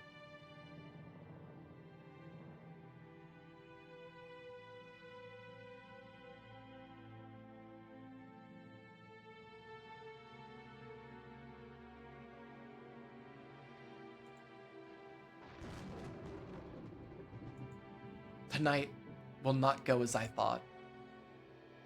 Kinzo stopped his hands for a second.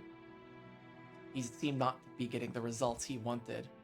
On the contrary, bad cards that shouldn't show up as so often appeared repeatedly and continued to interfere with the miracle Kinzo wished for. Is that how it is? Kinzo seemed to have received some revelation that was different from normal. But, judging by the unlucky cards scattered across his desk, it was difficult to imagine that the omen that the omen had been a good one. For a while, Kinzo closed his eyes tightly, pondering something. Then, as the thunder roared, he made up his mind about something, took the telephone receiver and dialed. "It is I. Is Genji there? An urgent matter has come up."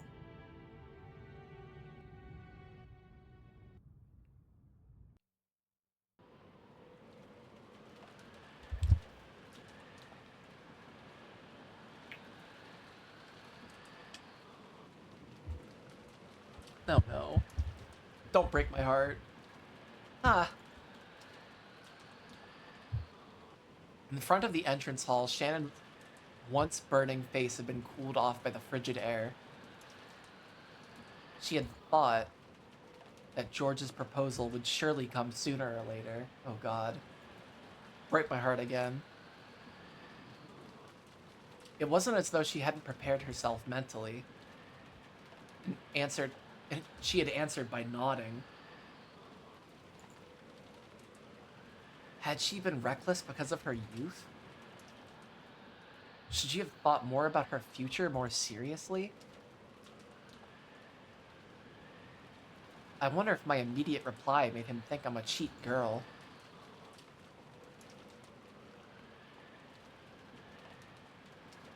If I'd at least waited until tomorrow morning, would that at least have shown him I was taking this seriously? Now that she'd already received the ring from George, Shannon kept fidgeting in embarrassment. I should have done this. I should have done that. As she did, she heard the sound of footsteps splashing through puddles. Shannon immediately chased away the emotions welling up inside her. Genji-sama? And Kanon-kun, too. I'm sorry, I have to go back soon. She grew stiff, thinking she'd surely be scolded for spending too much time in her secret lover's meeting with George. Shannon, the master told us to come to the study, saying it was urgent. Let us hurry. Huh? Yes, certainly. What in the world? He said he had a premonition of misfortune. How convenient for him, considering he's the one who started this ceremony.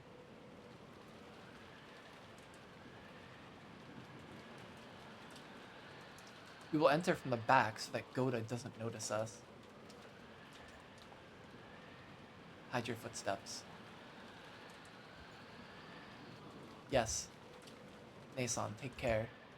You're so noisy. Kano was especially good at hiding his footsteps. Just like a cat. He was able to suddenly be there without anyone noticing and leave in the same way. Oh, that makes me not... These sentences make me suspect canon. Happy midnight meeting at Kinzo's. Oh god. Wait. There's only 4 of them in there.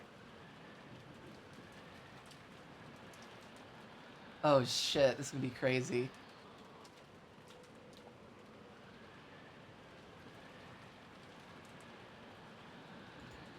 The sound he made was far smaller than... He's a fucking ninja. He was far smaller than that of the rain hitting them.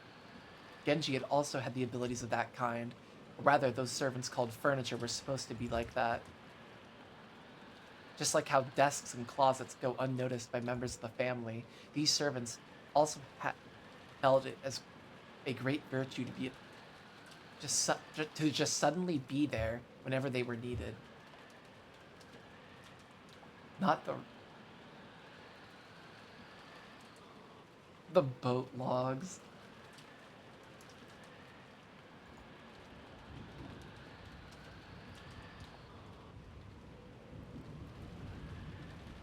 Compared to that, Shannon's footsteps strongly asserted themselves. She was also trying to hide her footsteps. But compared to Kanon and Genji, well, you could say she was a little more boisterous. Eventually, they reached the back door and the 3 of them entered the mansion.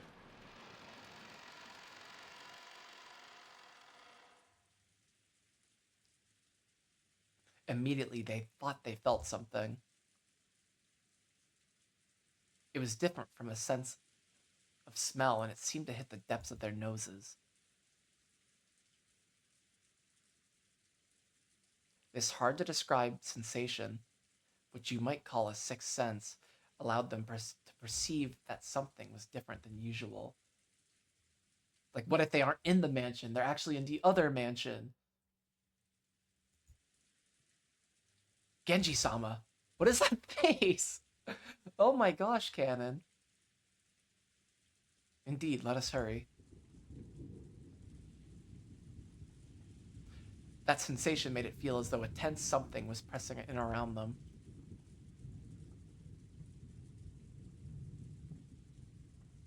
Realizing that, the three of them dashed up the stairs, heading for Kinzo's study while still hiding their footsteps.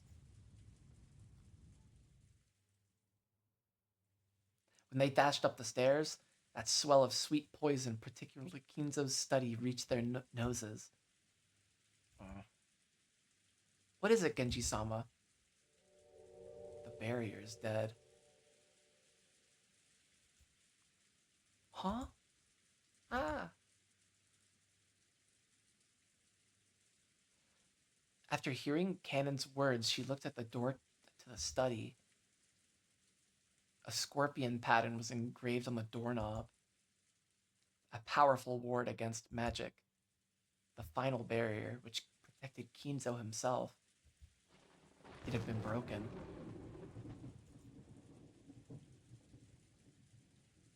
Of course, there was no change to the doorknob that the eye could see. However, to those who could understand things people couldn't perceive, were able to recognize that a dramatic change had occurred. Master! Master! It is Genji. Please open the door. Genji called in this way after knocking several times, but there was no answer from the study. I do not like where this is going.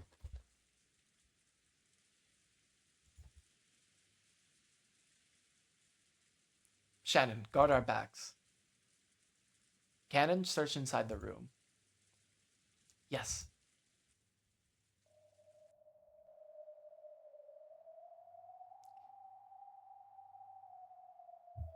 Cannon put his ear against the door, searching for a presence inside the study. To protect the backs of the pair watching the door, Shannon's face faced the other way, ready for the unexpected. The master must be in here, but it's too quiet.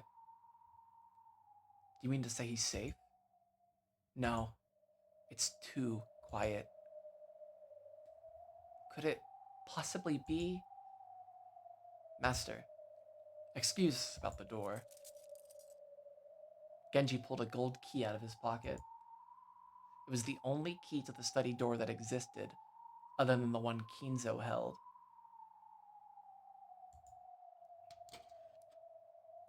He stuck it in the keyhole and turned it heavily.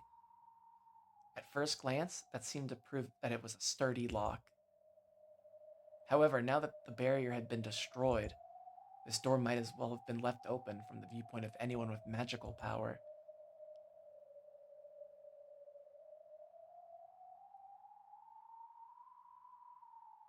The heavy sound just now meant that the door had been opened for even for humans. Excuse me.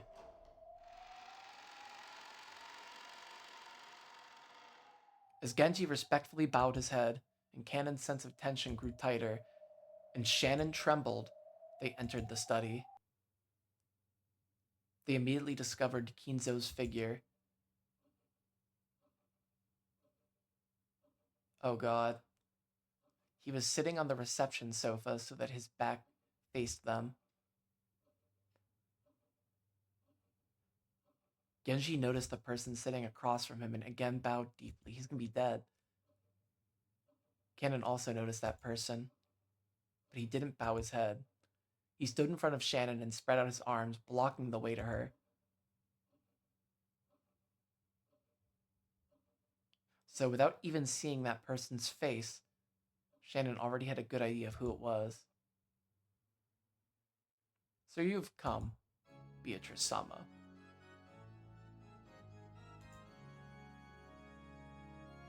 Genji, is it? You came very quickly. Yes, it is always best when furniture answers to their master's call quickly. Unlike this person.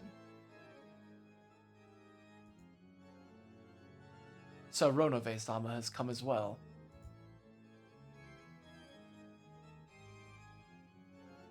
Genji directed his greeting towards the thin darkness behind the right of Beatrice, where there shouldn't have been anything. Even Cannon and Shan would have never imagined that someone was there. However, The darkness responded immediately and praised Genji's eyesight because he's fucking standing on business, I guess. What the fuck? As usual, you don't disappoint. It has been quite some time. Still, you've grown old, haven't you? So many years truly passed you by. My days have been full and satisfying. It appears you have been living quite a full life yourself, Ronove-sama. Yes, thank you. And Shannon, it has been a long time since I last saw you as well. You've grown quite beautiful. And it seems that you've grown quite strong. That is fortunate. Thank you very much. Nason, who in the world? This will be our first meeting, Canon-kun. I, Ronove, have been entrusted with the position of Beatrice-sama's head furniture. I am an old friend of Genji-san's. I am also furniture, just like you. Although the master I serve is different. The tense color didn't disappear from Canon's face in the slightest. Depending on the master furniture served, it might be kind or brutal or anything else. If this person claimed to be a servant serving the hated Beatrice, then he must be despicable as well. Cackle cackle. It seems I'm thoroughly despised. Yeah, I guess they're chill as fuck. I don't really get it.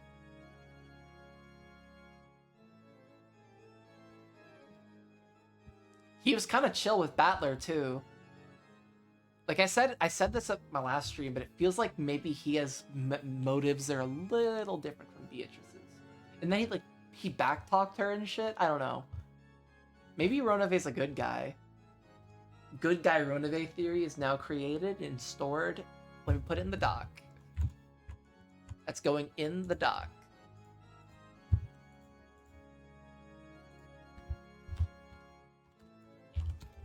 Good guy Ronove. Totally. 100% lol. It seems I'm thoroughly despised. It's as though you hate everything that has anything to do with me. New theory just dropped.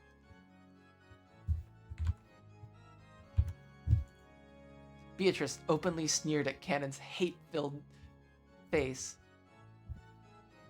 Then Canon finally realized Beatrice and Kinzo were having a chess game across the reception table, but Kinzo hadn't even quivered. He was holding his head with both hands, his eyes closed tight as he contemplated his next move. Or was he in anguish? Master, I've told Kinzo 2 things. There was good news and bad news.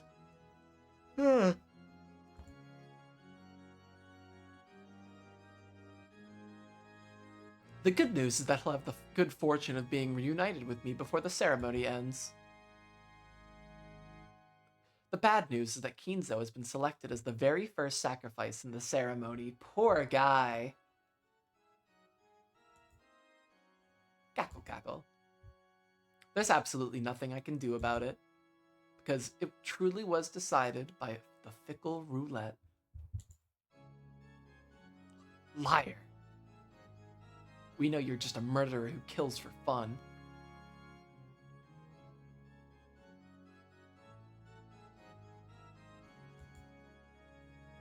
Stop it, Canon-kun. So, Kinzo, isn't it about time you decided to accept your loss?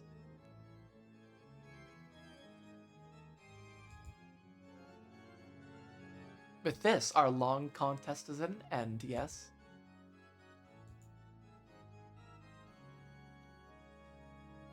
At a glance, it was hard to make out the situation on that chaotic chessboard. However, judging by Kinzo's anguish and Beatrice's malicious confidence, I'm still not over the fact that Battler and Kinzo dress basically the fucking same. Except their ties are different colors. And they have different colored suits. But anyways, it does make sense if you just think about it.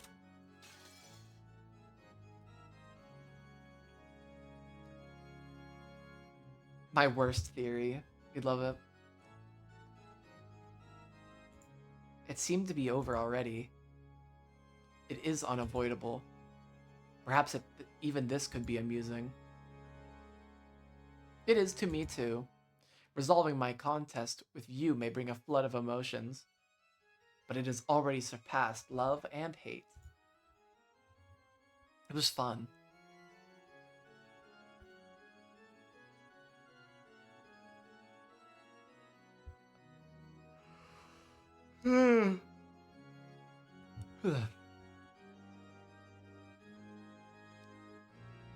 Resolving my contest with you may bring in flood of emotions. It has already surpassed love and hate. It was fun. These past few decades certainly weren't boring. Beatrice advanced her queen and made her final move. And that decided it. Checkmate. This is my final tribute to you. Without any reservations. Sleep. Ah. Ha ha. Ha ha ha. Ha ha. Ha ha ha. Kinzo suddenly stood up and laughed like an opera singer facing a full crowd and spreading his arms, as though he had succeeded in a century-long plan.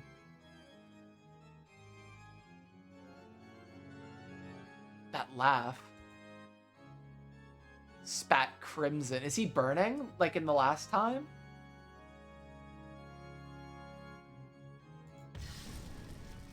Crimson flames poured out from inside him.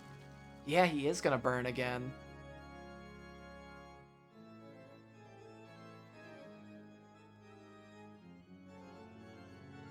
I'm drinking a non-caffeine rhubarb tea right now. That sounds nice.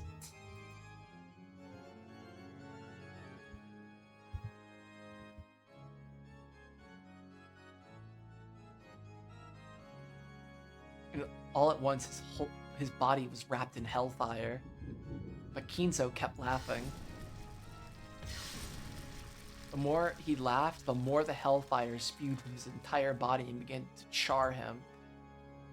Those flames became a brilliant light, which dazzlingly shone on the various magic tools throughout the room, making their distorted shadows dance across the walls. What the fuck is this? Those shadows looked like the dead in hell, watching over Kinzo in ecstasy as he burned. And for the one who had made a contract with the witch, it was an extremely fitting end, in accordance with those terms. So how does this relate to his death in Act 1, where he's missing?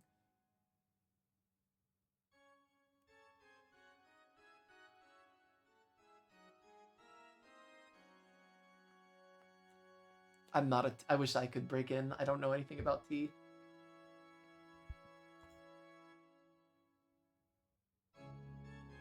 After laughing and howling in the roaring flames for some time, Kinzo flopped to the ground as though he was a puppet whose strings had been cut.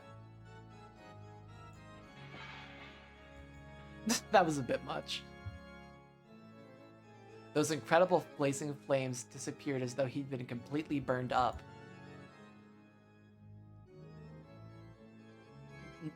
And afterwards, nothing remained but a festering and burnt corpse that one could hardly bear to look at.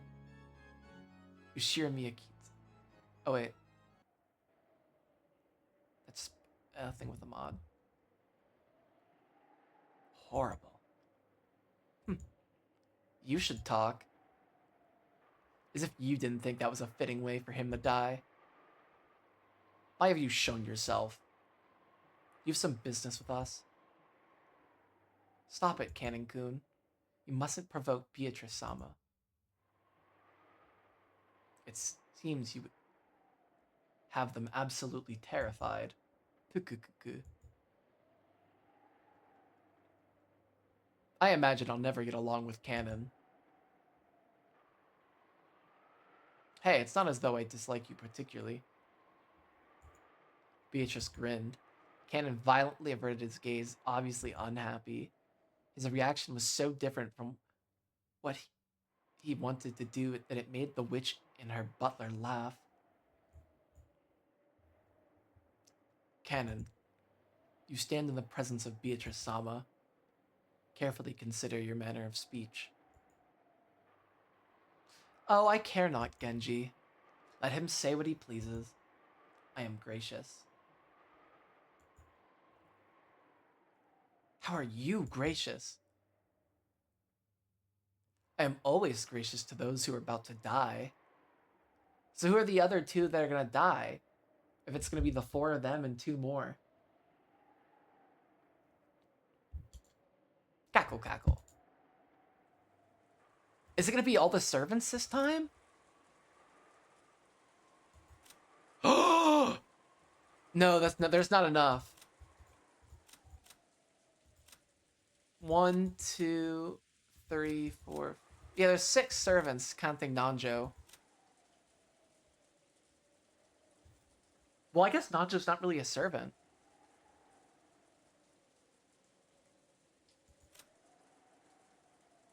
Oh, it actually might be all the servants that die this time.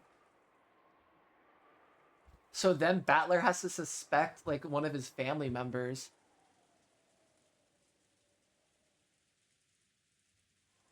That would be really fucking cool. Ken was taken aback by that creepy laughter. Beatrice wasn't just here to take Kinzo's life. The first Twilight required 6 sacrifices. Kinzo alone wasn't nearly enough. And they'd just casually walked in here. Cackle, cackle, cackle. Fear not, Canon. It isn't as though you'll be selected as sacrifices just because you came here. After all, you were called here because you've been selected already. What?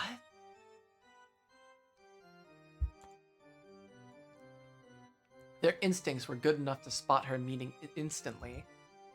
6 sacrifices were required for the first Twilight. After Kinzo, how many more would you need to add up to 6?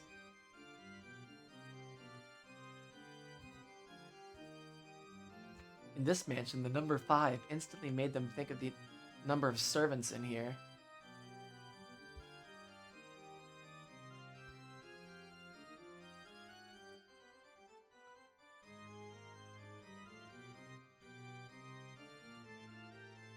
Do you think it's the same murder/murderers in all episodes, or do they differ from episode to episode? I don't know. I haven't really thought about that.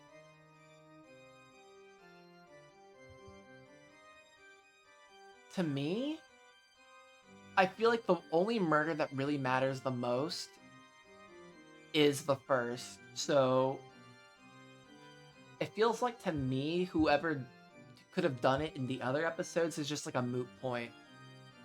Because I feel like at the end we're trying to prove that the first murders couldn't be.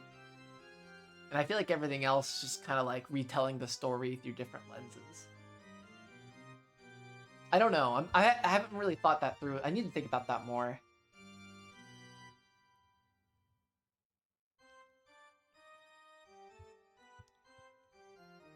Damn, it's only 10 o'clock. That's crazy.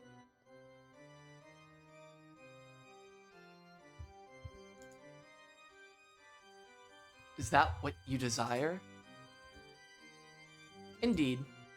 Thank me, furniture. Tonight, your days of suffering will finally end. You ought to thank me for coming here to tell you this.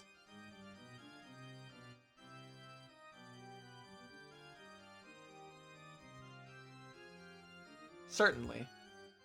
If that is what you desire. Genji-sama. Genji had agreed to the witch's heartless announcement with his usual demeanor, without raising an eyebrow.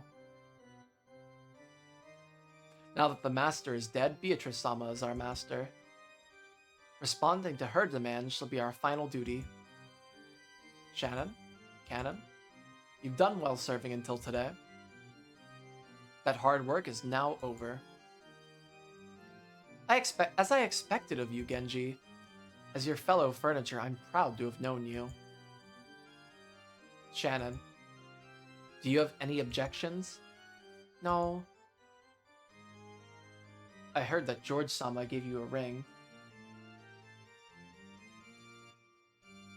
Then there's the question if there is one mastermind for all murders and so many other questions.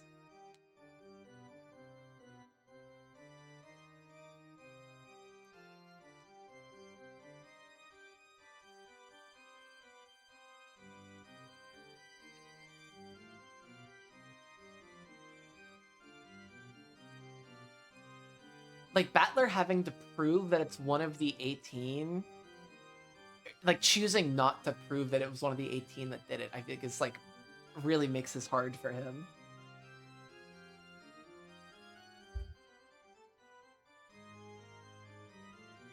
I heard that George-sama gave you a ring. Do you still say that you have no regrets? Yes. That blessing was more than furniture deserves. Just receiving the ring has already satisfied my feelings. Killer Battler was my favorite theory. Well, fuck it. That's just like a total fuck it theory. Why is Battler never being selected to die? It's probably because he's, like, anti-magical. Shannon couldn't take quite as much of a philosophical view as Genji. There probably were regrets left in her heart. She probably wanted to spend a little more warm time with the person she cared for, George. But she released herself from that. She took a single deep breath and a blank expression rose to her face. Very well. It does surprise me a tad to find that you've gained such composure, Shannon.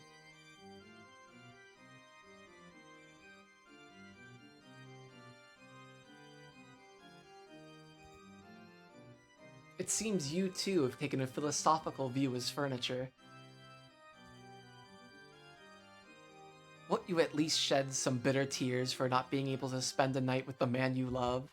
What a boring woman. I will die a virgin. That's totally okay. This feeling cannot be understood by the likes of you, Beatrice-sama. If you desire our lives, please accept them. We will solemnly carry out that duty. Very well. Excellently put. Hukukuku. Just the type of person Beatrice-sama can't handle. She's been taking such a far-sighted view of things lately. I must have tormented her too much last time. Speaking of which, didn't I do the same to Battler? Am I still soft? Or is this the way I corner them lacking? In any case, she's just no fun. However, it seems you will still entertain me, right? Cannon? Cannon-kun. We still don't know Cannon's real name. Also, we don't even know the importance of the real names, like if they are like homunculi.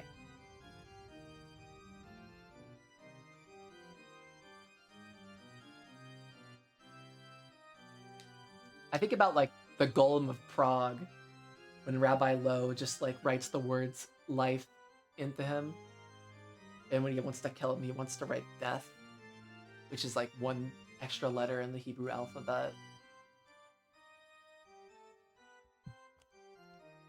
Compared to the two who had taken a far-sighted approach, there was a painful anguish on Cannon's face. Cannon was still far too young to accept his demise after being told it by a suddenly appearing witch. Cannon. I hate boredom more than anything, and the fact that the other two obediently accepted their deaths isn't amusing at all. So, I hope you don't betray my expectations. Are you trying to make me your plaything? Are you trying to make me your plaything? Cannon realized that he was being provoked. However, no matter how furiously anger spurred him on, his opponent was a witch. He was furniture. He didn't have a chance of victory from the beginning. But the witch was expecting that he'd struggle in vain and writhe around, and was even looking forward to it. Just thinking about how that was frustrating enough to get his blood boiling was disappointing the witch by refusing to resist, just like the other two. Was the only way he could strike back at her.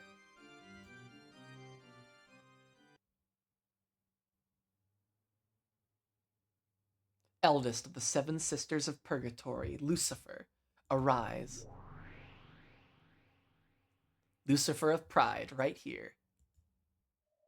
Canon. It would be far too cruel to force furniture to fight a witch. No matter how much anger spurs you on, you would have no hopes in a battle without a chance of success. Of course, such a battle would be boring for me as well. So let it be furniture against furniture. Why not resolve it with a battle between you two? Fuck yeah, anime battle, pots and pans, I'm ready. That should be enough to allow some hope for victory, right? Forgive me, Beatrice-sama, but how could I be inferior to this good-for-nothing furniture? As if this cutie would have any chance against me.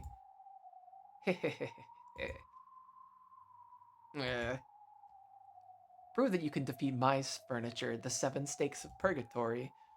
If you manage to win through, let us see. I will let you select the 5 who will escape, becoming one of the 13 sacrifices. Ooh! That's fucking delicious. By making him the killer. That's how he gets to choose the 5 who will escape. Is by being the killer. What if he wins right now? Killer Cannon. Hi, Donnie Darko. I will welcome the 5 you recommend into the Golden Land without any conditions. How about that? Cannon understood that he was being provoked. However, this witch's offer was very tempting. By this point, Cannon couldn't care less about this evil ceremony the witch and the rest were trying to carry out. On the contrary, it was much more important that he remain alive so that he could be invited to the Golden Land and have his wish granted by Beatrice there.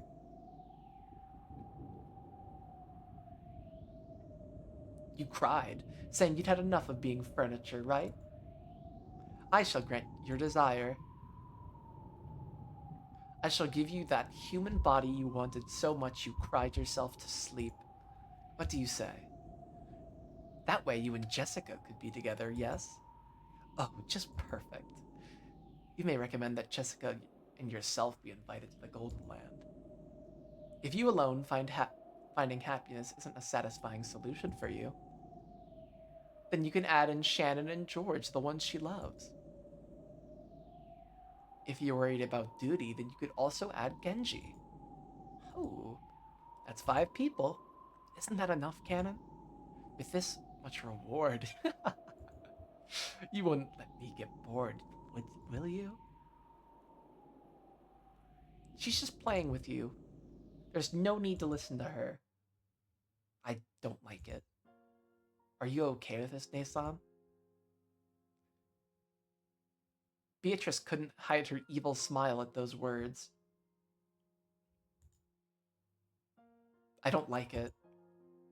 I want to be happy. I've had enough of being furniture. I want to become human and have normal love. I want to know that the ocean is blue, like you. I feel like furniture is just a mindset at this point. How young. I'm jealous. That's why I like the young ones. Genji, Shannon, stay back. Cannon, Lucifer, forward. as you command.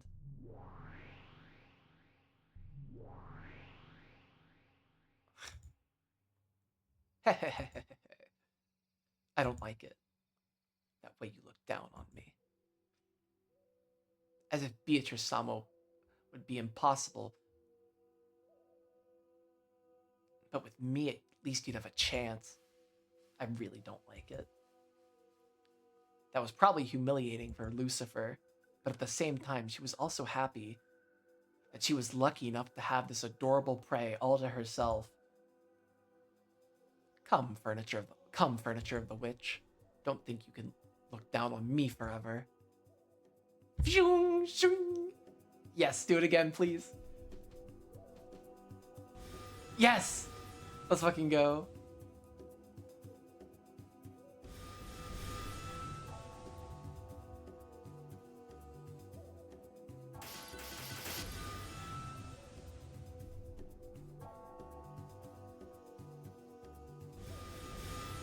I love how I have no fucking clue what's really happening.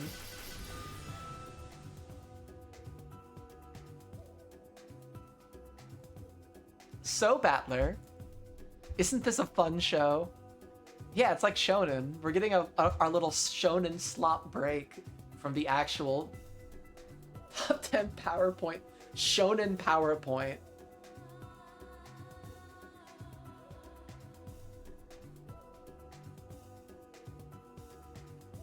Isn't this a fun show? Cackle, cackle. Damn it. Another weird thing's happening. I'd ever believe in a magic battle.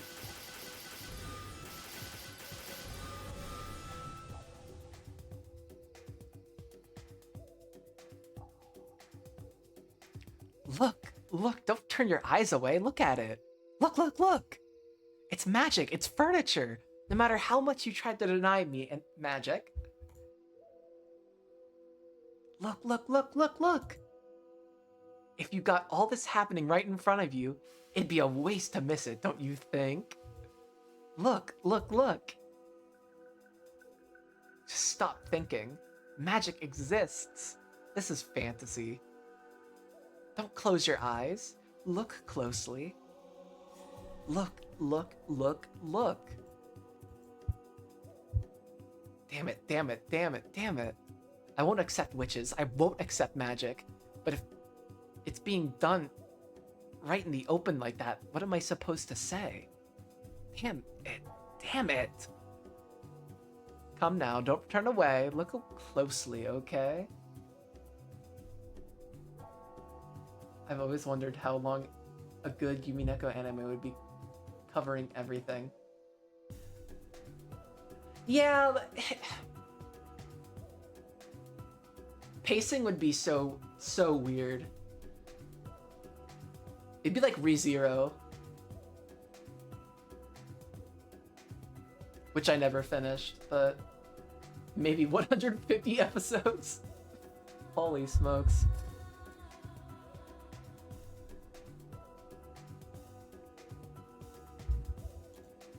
Magic exists. This is fantasy, so stop playing detective.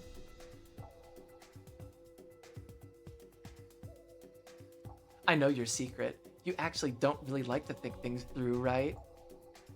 Then just stop. Stop. ReZero isn't even finished, though. That's true. I guess I meant, like... was it, like, the second season of the anime where they were, like, in, like, this village or whatever? I never finished it. I have not really watched a lot of anime. I'm not, like, a big anime guy.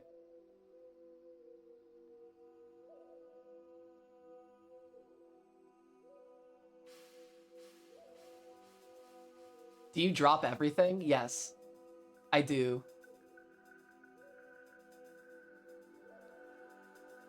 I dropped, like, most animes I've ever watched. Absolutely. I couldn't even tell... Actually, the last... What was actually the last full anime I watched? From start to finish? Vinland Saga. Yep, we did Vinland Saga. That's my favorite, actually.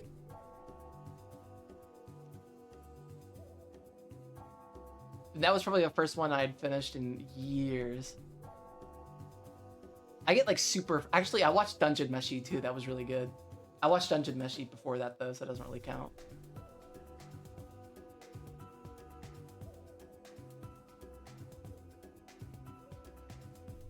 I can't finish myself to watch one after not finishing the previous. I absolutely can. I'm in the middle of watching House MD right now, though. So I'm about to finish watching House MD. I finished watching The Sopranos this year. That was fun.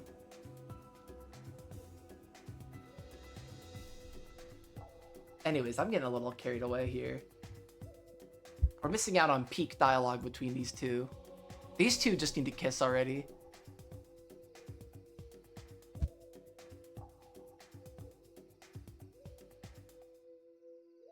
Oh, I've never even thought of him like that up until that point. Oh my gosh. What if they get together? What if these two become a thing? That would suck so hard for Kinzo if your grandson took your freaking witch girl.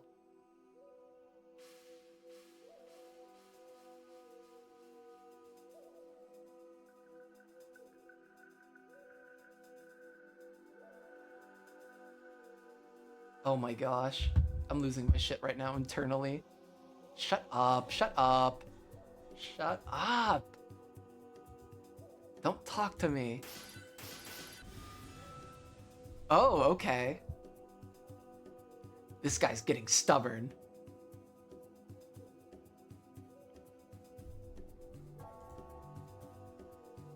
Won't you apologize and crawl on the ground right now for being so conceited that you thought you could beat me? If you did, I wouldn't mind forgiving you, okay? Then you wouldn't have to have your skin ripped off while you're still alive. Ooh, that's creepy. Or get lashed all over your body as you squirm until you die. You're a cutie, so apologize. If you do, I'll finish you off. So gently, while it still feels great. Be silent, furniture of the witch.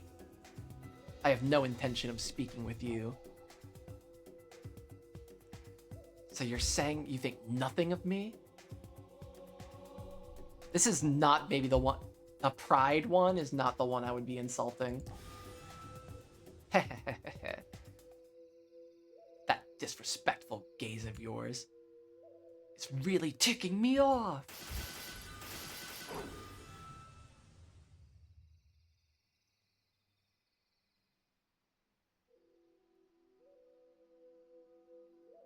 I also dropped Breaking Bad, so... But I was in a weird freaking point of my life, so I think I had an excuse on that one. I watched like 60% of Breaking Bad. Like maybe 70%. I feel so ashamed by it. When I tell people that, like I'm basically a second-class citizen because I didn't finish Breaking Bad. I was 22. Yeah. So I watched it way after most people anyways.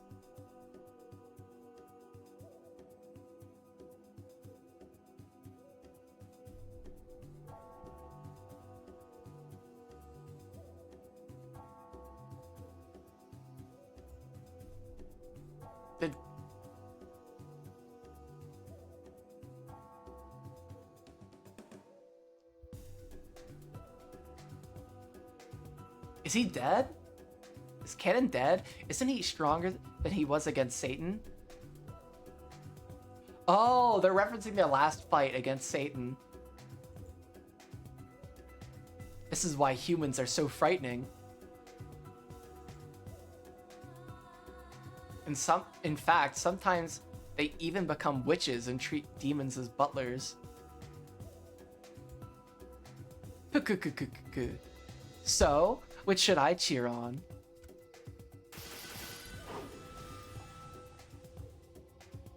Are you saying this guy's on par with me? Don't look down on me. As long as you have that pride, you'll never defeat me. You speak of Lucifer, the eldest of the seven sisters of purgatory, and say that I cannot win? How conceited. I want pots and pans back. I don't want this bullshit.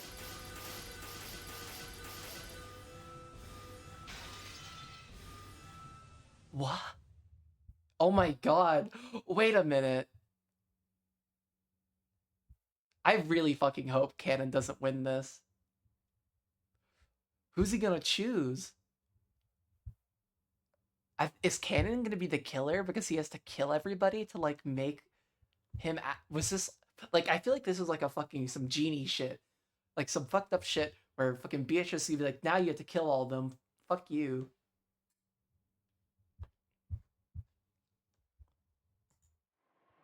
Canon was desperately trying to stay alive, and he had a strong desire to become human. But Lucifer didn't feel anything stronger than a slight desire to play.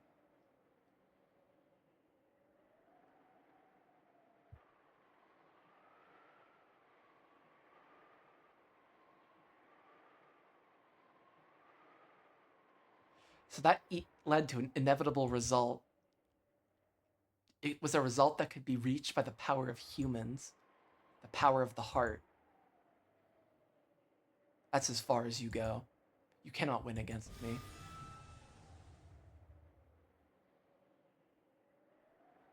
The glowing red curve extended straight out from Canon's arm, pointing at Lucifer's throat just beneath the tip of her chin.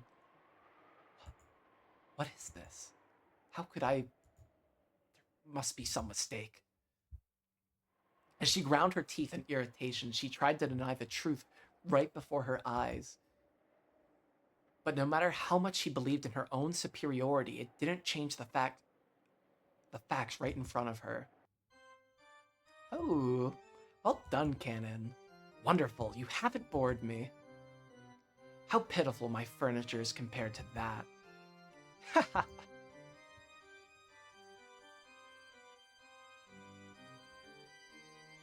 Lucifer, you are boring, milady. Was this opponent really too much for you to handle?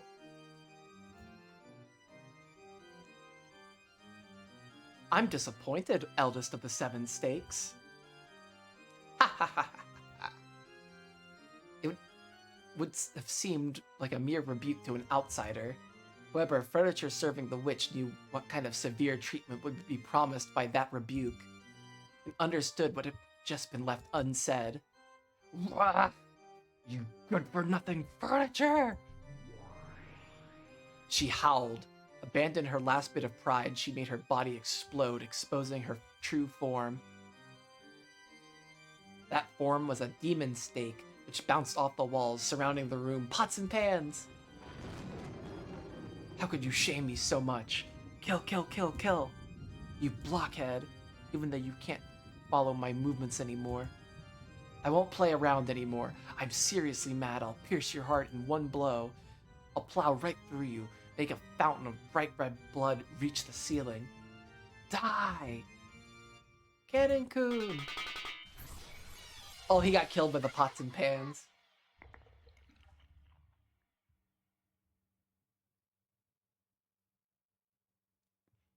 After flying about wildly for some time with a speed approaching the limits of what a human eye could follow, Lucifer flew at Canon's heart. She could tell that it was Canon's blood by the sweet taste of it. Pots and pans, I have missed you. But she quickly noticed one thing. She hadn't pierced his heart. Oh. This is why humans are frightening. Would you like some black tea? I'm fine for now. This is so amusing, I don't need any. Canon-kun.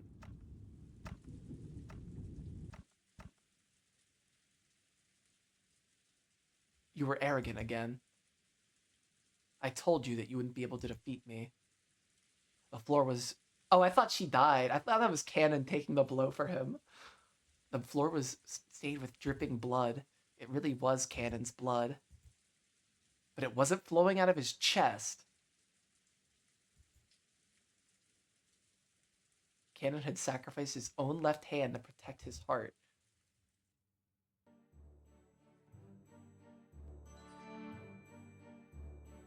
Lucifer was arrogant. Even though she'd been given enough time to realize that this man was an opponent capable of cornering her, in her pride, she had believed him to be worthless. She had gotten careless. So, just as she had announced, she aimed for his chest, trying to pierce his heart. Oh yeah, she was just being obvious. Because she was arrogant, she hadn't even thought of aiming for somewhere other than the place she had announced. No, maybe she had thought about it a little. However, her pride would not allow her to aim for a different spot. After all, she was Lucifer of Pride. Canon, withstanding the pain, grasped the demon's stake, sticking deep in his left hand and strongly with his right hand, and pulled it out. When she heard the sound of breaking bones and even more blood dripping down, Shannon looked away reflexively. There was an air hole in the back of the pierced hand so big you could clearly see it to the other side. Canon's face was filled with pain, but right now, he had won without a doubt. The demon's stake he was gripping and his right hand turned back into Lucifer again, so that Canon was now gripping exactly where her neck was. Gah! Gah!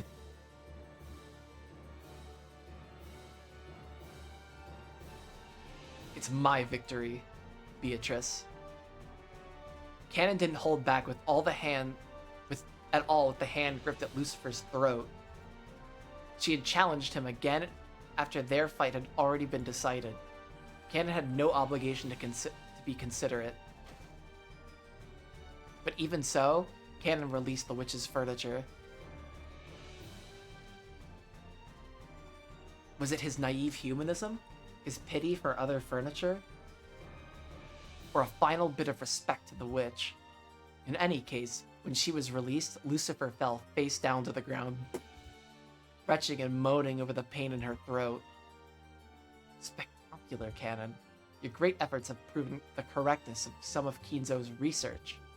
Ronave was clapping his hands.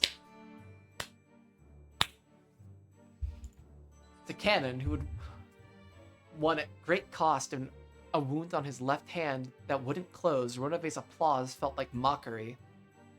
All possibilities dwell within the human heart, was it?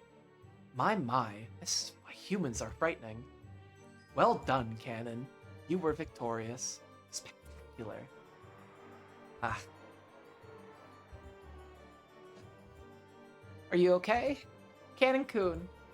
Shannon ran up with him and wrapped a handkerchief around his left hand while it was still spraying blood. That was incredible, Canon-kun. Truly incredible. Even I was hoping at least a little for an upset. That you didn't let me down makes you truly splendid furniture. I think better of you now. I honestly think better of you. You haven't forgot our promise, right? Beatrice. Indeed. Of course I haven't forgotten. Witches and demons may be inhumane. However, we are much more noble than humans when it comes to keeping promises. I will not go back on my word. I guarantee that if you won, I would give you the right to decide the 5 people who will escape becoming the 13 sacrifices. He's gonna be the fucking killer. Oh my god, I'm so fucking worried that that's gonna be true. Beatrice-sama, it's not like I look.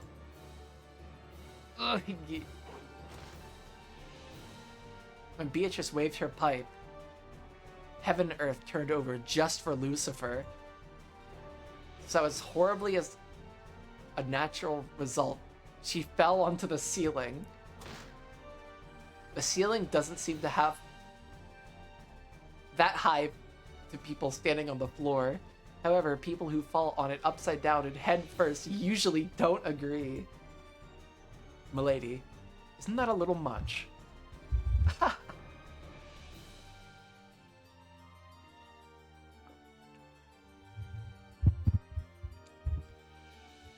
Perhaps you were right.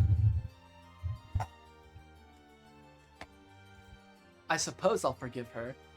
Beatrice waved her pipe again. When she did, the magic that had been affecting Lucifer was released. So, as a horribly natural result, this time she fell properly back onto the floor. Oh, geez, that scared the fuck out of me.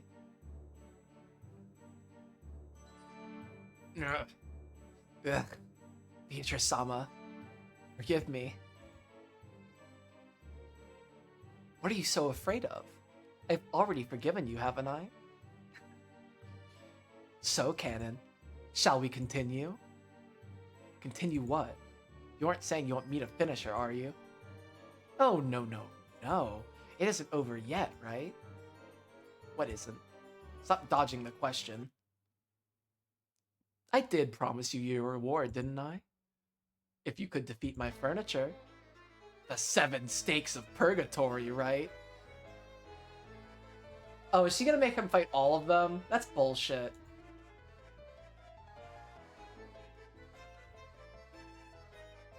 Fuck, I can't even go back enough to see. That's what happened. That's bullshit.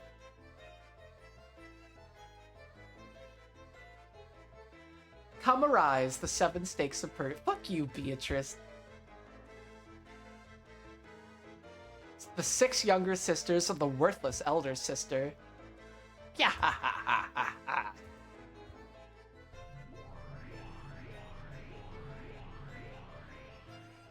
The air split with shrill laughter. As a golden splash scattered about, the remaining 6 sisters of purgatory showed themselves. This is cheating. After all the 7 sisters of purgatory were here, after Canon was able to defeat one only by sacrificing his left arm, by now Canon regretted his thoughtlessness in accepting the witch's challenge. He'd been foolish to assume that a game against a witch would be on even footing. Lame. Oni-sama, why are you crawling on the floor? You people. Ugh. I told you, One-sama's useless. Even though she acts like she's so great just because she's the oldest, that's only on the outside. Yeah, seriously. Lucifer, Oni-sama, your disgraceful behavior will damage the reputation of us all. Know your shame, you novice. Canon-kun, that was totally awesome. But don't get cocky, okay? Lucifer One-sama brags all the time, but she's no big deal compared to the rest of us sisters. That's why I'm always saying Lucifer Nay shouldn't do anything. Just let her keep bragging all the time. After all, those of us with talent can handle the tough jobs. What are you gonna do, One-sama? Out of respect for your pride, we were planning to stay out of your way in hopes that you'd challenge him again in that beat-up body of yours. But Canon-kun sure is strong, right? Right now, no matter how much you struggle, there's no way you could win, right? You people. Cackle, cackle. My, you sisters are always so lively. Is this any time to fight amongst yourselves? It's only together that you're the 7 stakes of purgatory, correct? Now, play nice and execute the tasks I give you. And swiftly, okay? Hey, Lucifer One-sama. If you want to borrow the power of your little sisters, then say it, okay? We want to hear you ask us for help with your own mouth. Do you plan to mock me even more?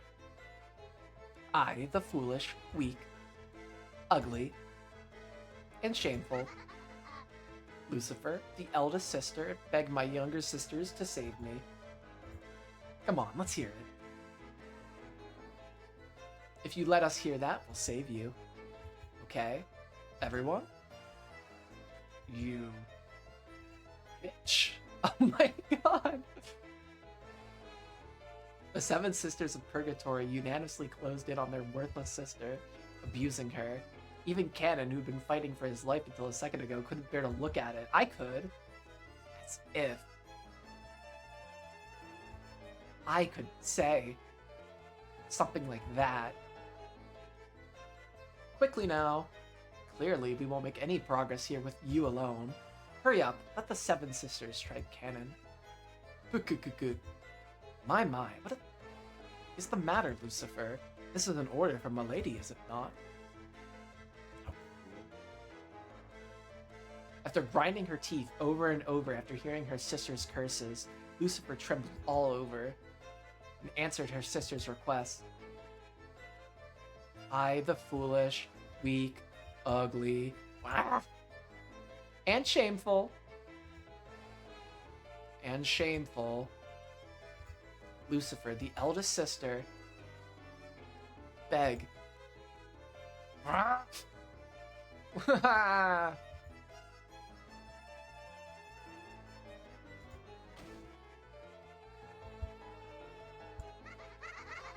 The girl known as Pride was finally unable to endure the words she was saying and broke down crying. However, the 6 younger sisters kept giggling cold-heartedly.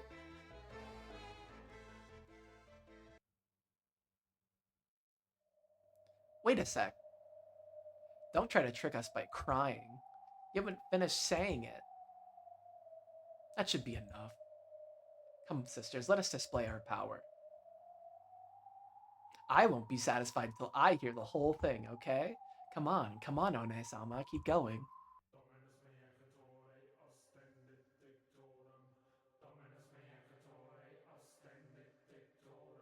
That's enough. Come on, this shame affects us all. We won't let them leave here alive. Okay, how should we play with this pitiful furniture? Any wonderful plans? Yeah, yes. Bielsa thinks the 7 of us should get along and split Cannon up between us. Good idea. That way all of the sisters can get along. Then I'll take the head.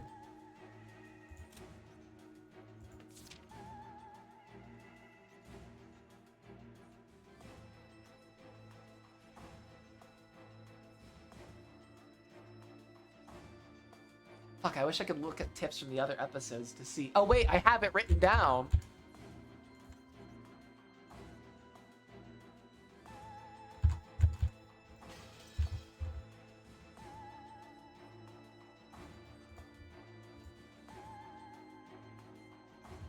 Mammon killed Kinzo the first time.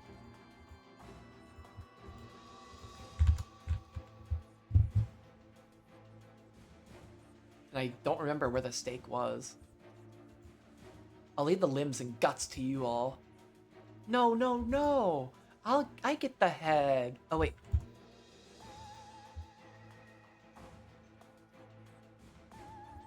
Oh, where was Kumasawa stabbed in the first game?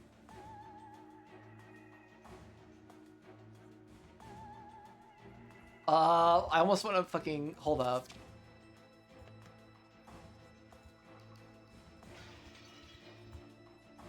I wonder if this is important.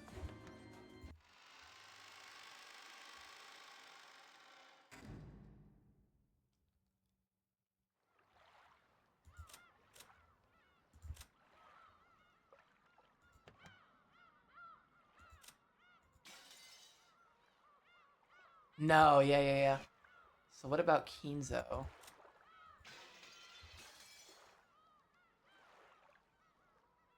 Oh, yeah.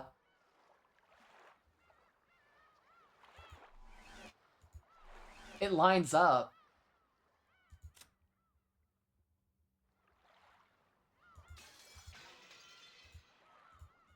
Or I think it's gonna line up if Leviathan goes in his leg.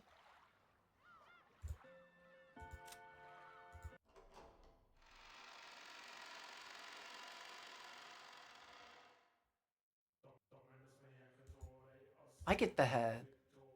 There's no way that promise will mean anything, right? First one there wins. Hehehe. Cannon Kun, if you've got any ideas for how we should kill you, just tell us, okay? The Seven Sisters will kill you in an awesome way. Damn. You've shamed me so deeply. Slicing you into 8 pieces won't be enough. I'll slice you into 100 pieces. Here we go, everyone. Yes, One-sama.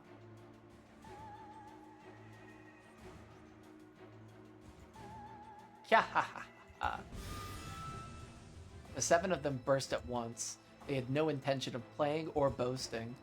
This time, they would genuinely follow their master's orders. Take Cannon down swiftly. That's a lot of pots and pans. They jumped around the room, examining how they could best kill Cannon. They tortured Cannon with their cruel giggles, sometimes making a close pass at him. They kept scraping his arms, shoulders, and cheeks, gradually carving red letters into his body. At that moment, Shannon dashed up behind him, holding on to him so that she blocked the way to his body at least a little. Shield Shannon! Shannon the shield, once again. At the same time, a red cylinder wrapped around the two of them like a beam of light sent from heaven.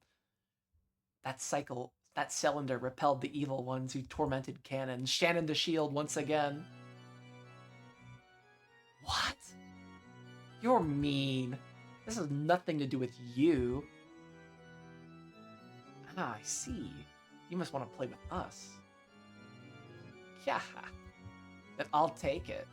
All mine. Beatrice-sama. We take Shannon as our prey? Ah, I don't mind. Do as you like. It seems Cannon alone won't be enough to satisfy your gluttony. You have our deepest gratitude. Come on, I'll make you regret coming out uninvited. I'll turn you into scraps of meat so unrecognizable you won't be able to tell which is which. Mix you and mince you into hamburgers. Idiot. Breaking that barrier should come first, right? Don't let your gluttony get in the way of your job. Yes, One-sama. As a horribly natural first action, the Seven Sisters began to destroy the barrier Shannon had created. Shannon's barrier certainly was strong. It was powerful enough to impress even Beatrice. With its strength, frail furniture would turn into dust just by touching it. And it was firm, like a tree with deep roots. But no matter how big a tree gets, it will eventually surrender to a saw or a hatchet. For the Seven Sisters, chopping down Shannon's barrier would be annoying, but not impossible.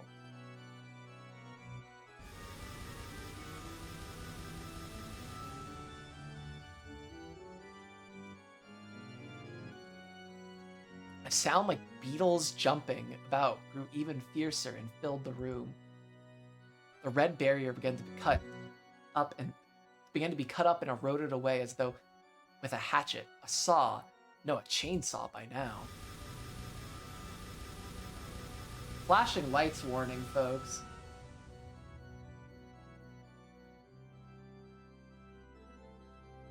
How foolish. Even though you must know that your barrier can't fully protect you from these girls, why? Because I couldn't overlook it. As Shannon covered Cannon, who was already at his limits, sprawled on the floor, she spoke back resolutely. Oh my god, the way the music swelled like that. If you hadn't barged in uninvited, I would have granted you a death like sleep. Why have you gone through all the trouble of exposing yourself before the Seven Sisters?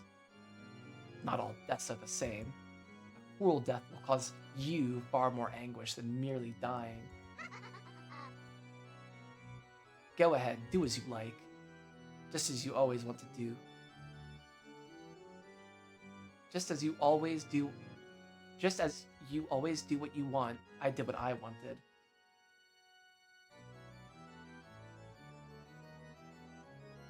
That's awesome. The way a second read is hitting different. I wish that was me. Maybe someday I'll have to play this game again and just experience it once I know everything that happens. But for now, I'm just chilling. At any rate, you're quite amusing at the present moment. Romance is the most interesting when you're wondering whether it will succeed or not.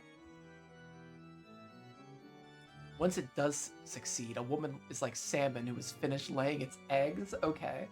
I'm already tired of you. Thank you. No words from a witch would make me happier. I can't believe Shannon's gonna be dead again. I'm so sad.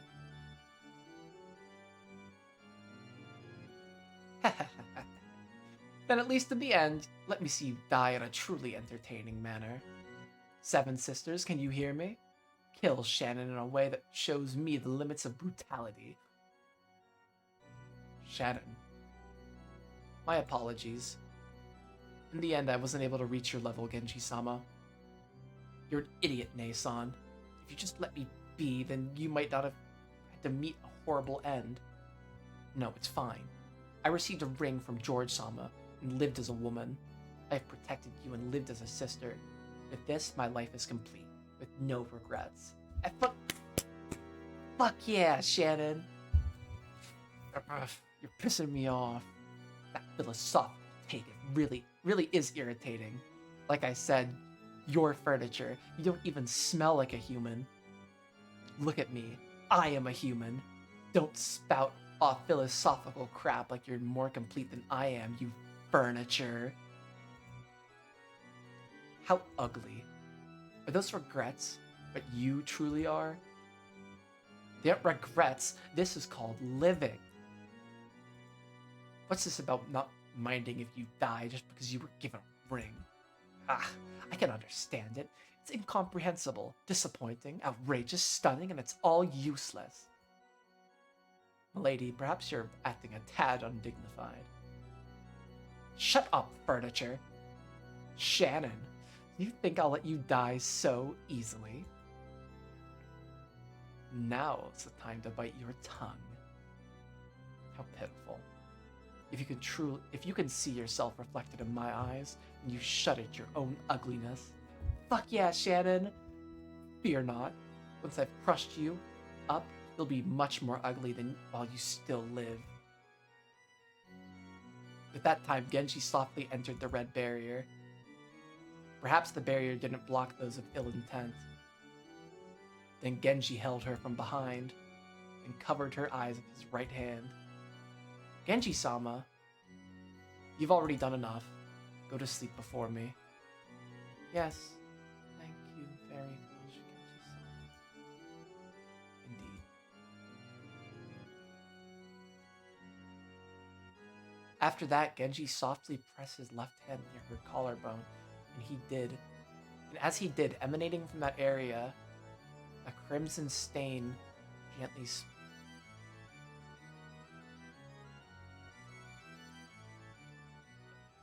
Did Genji just fucking kill her?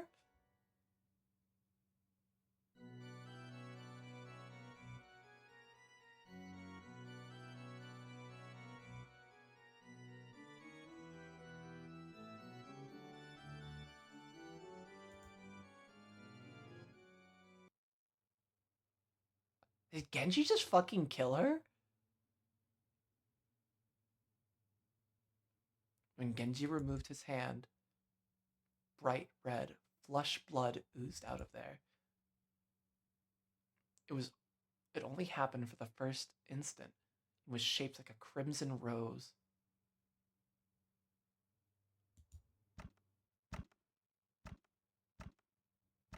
I thought she was gonna I thought he was gonna make her sleep or something. So she wouldn't have to endure the pain. When he removed his right hand covering her face, there was a peaceful expression there as though she was sleeping. Then she fell softly, silently, and slept.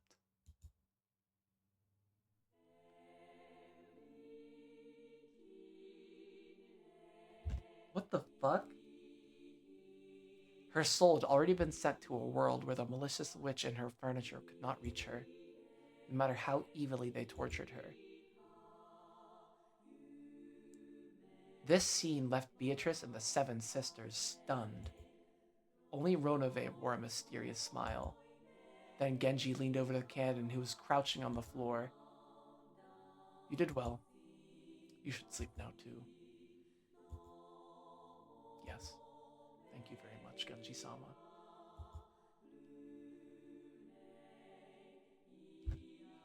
Just as he had done with Shannon, he softly covered Cannon's eyes with his hand, then gently pressed the area around Cannon's collarbone with his other hand. Remember when I said that thing about the Golem of Prague and like writing the letter of his name from life to death? And the fact that that both of their names end with O-N, I don't know, that's like a golem. We've moved from homunculus theory to golem theory.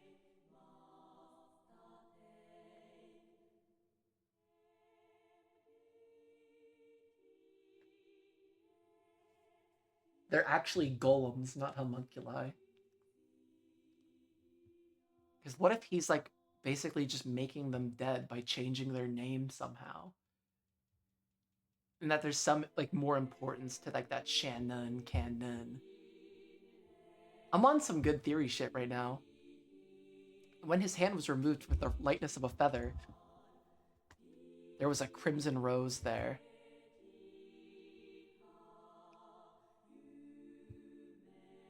But that rose shape quickly turned into the stain of bright red blood pouring out. What is that? What a boring person. Even though it's so fun to poke the balloon of life with a needle so that it forcefully explodes. Spectacular, Genji. You truly are furniture.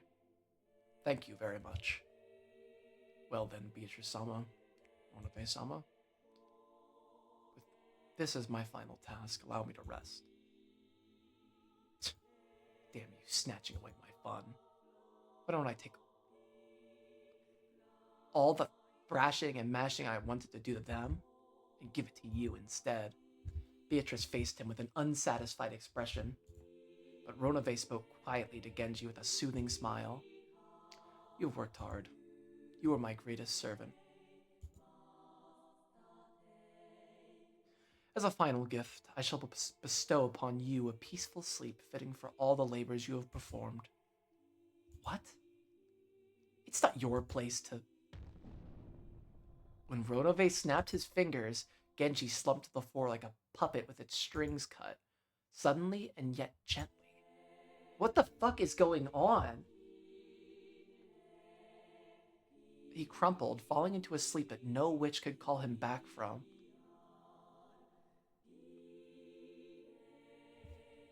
Good guy Ronove is bad guy good guy Ronove? It was as filled with kindness as the sleep he had given Shannon and Cannon. What are we seeing here? Battler's not gonna believe any of this fucking goofy ass shit. What was that, Ronove? What a boring anticlimax.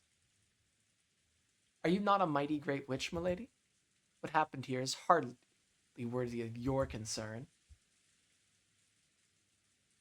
It isn't like you to let the provocation of someone like Shannon get to you.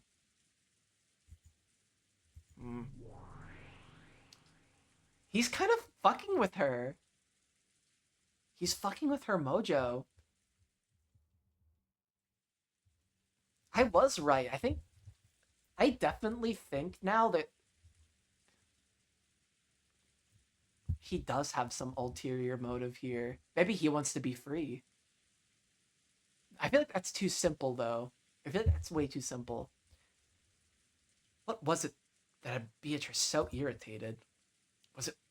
Was she still unable to remove the thorn of Shannon's words?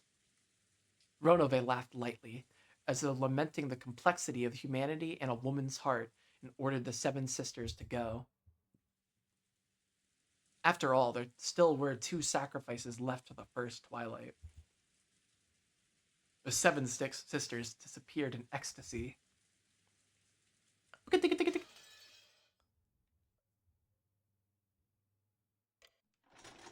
Alright, I need a break. I need like a 10-minute break, because I wanted to go longer today. I started an hour early, but I do need to eat some food. And like, I don't need more water, but I need to get some food in me. I need to like sit down for 10 minutes and take a break.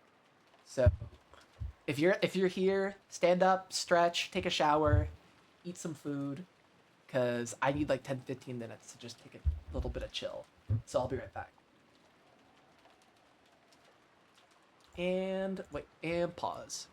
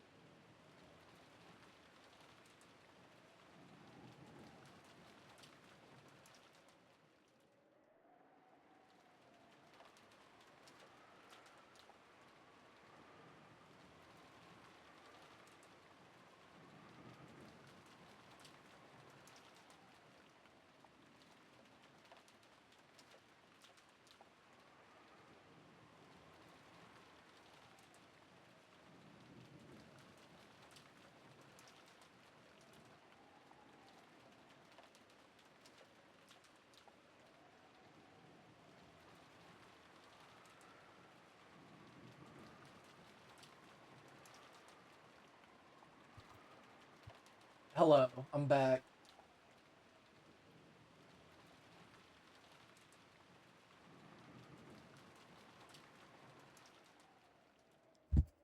I've never watched Gintama, unfortunately.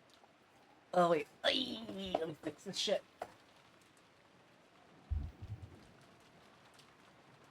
And okay, wait, that's not right. That's the wrong one. I don't even know why I have that one there.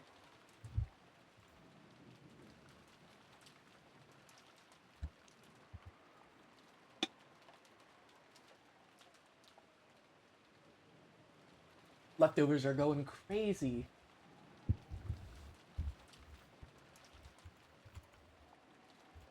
Goda was doing the nightmare rounds.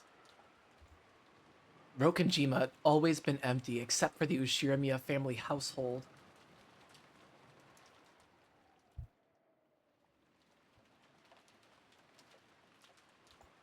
So checking that the doors and windows were all closed had no real purpose. However, ever since the time Natsui condemned such an attitude as being careless, the nighttime rounds have become part of the servant's daily routine.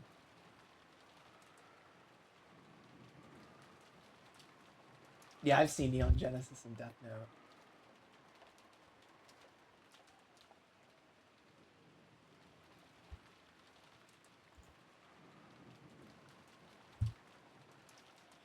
I really like Neon Genesis Evangelion. In the first place, Natsui had ordered this because of the occasional witch disturbances. Everyone who came and left this island knew about the legend of Beatrice, the witch of the forest.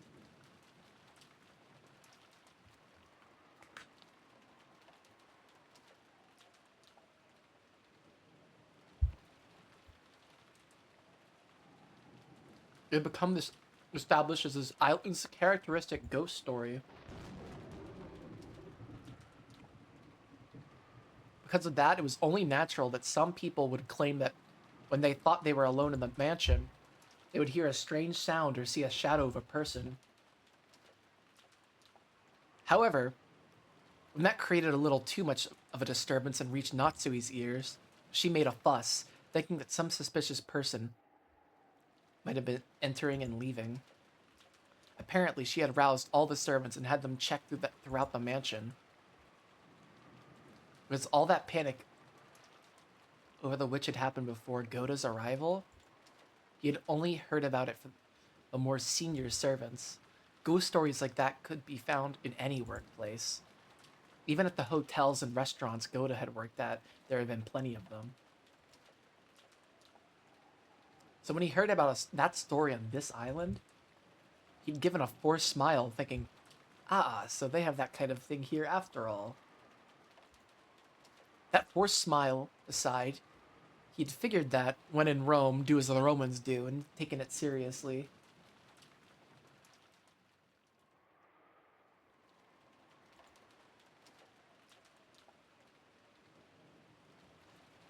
Goda went along with it on the outside, but in his heart, he'd assumed it to be a childish trick.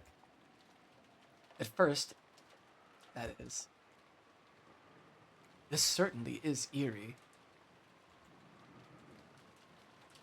Yes, I can see why it's so easy for a past servant to get in a panic. He could understand how someone doing the rounds on an entire night like this might believe they'd seen a ghost if they saw a lace curtain waving in the breeze from a window that hadn't been closed.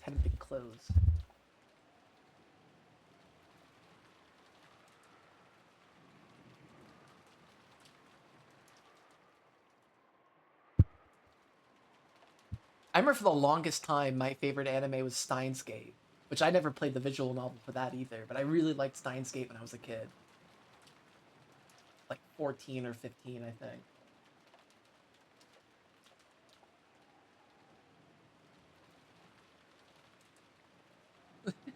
When I was a teen, I kind of thought. I think I think anime is the exact opposite of woke, like most of the time. I feel like the Japanese are not a very woke people most of the time. Or maybe I don't understand.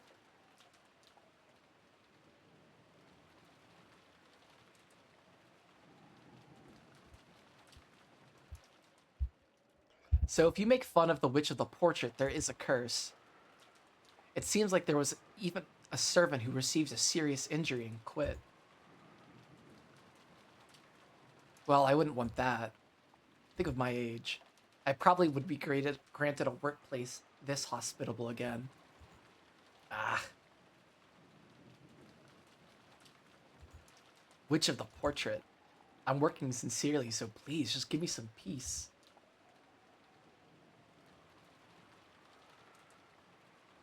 Goda prayed to the portrait, his hands together, as though he was at a Shinto shrine.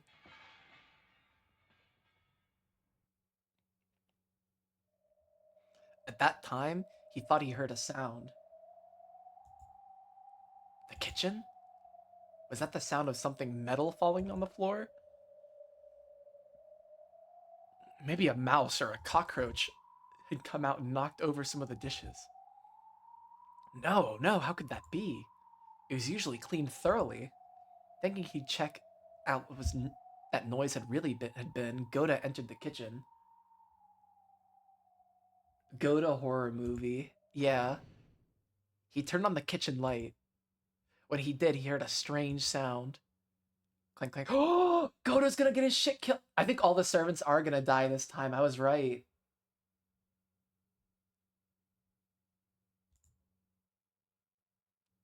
To a cook like Goda. Wait, I was right about it being like fucking cooking pots and pans noises. The sound felt like a lid on a pressure cooker or something shaking. Surely there wouldn't be a pot on the burner when no one was in the kitchen. Even if someone was using the gas, walking away would be quite dangerous. Just in case, Goda decided to inspect the area around the gas range. What is going on here? What is this? When he did, in the corner with the gas range, the pressure cooker really had been set out, just as he thought. But the flame wasn't on, and yet the lid was clanking. Was something fermenting and leaking gas? How could that be? Then was there a mouse or something inside? How could there be? Ridiculous. When people were watching, Goda acted as though he had a bold personality fitting for his build, but he actually had an unexpectedly timid side to him. Aw, Goda! He was frightened that there might be something inside, and he couldn't bring himself to check it carelessly. In his cowardice, he grabbed a nearby wooden pestle. That's it. And with a clunk, he tapped it a little forcefully against the side of the pressure cooker. And when he did, the clanking sound inside suddenly stopped. He should have been relieved that it had stopped. But the fact that it had stopped when he'd hit it was even more eerie. It made him more suspicious about what was inside. Mysterious phenomena do not exist in this world. Yes, wishes and magic, things like that, couldn't possibly exist. That's me. All phenomena can be explained with science, as if monsters and witches could exist. He repeated that many times, trying to build up his own confidence.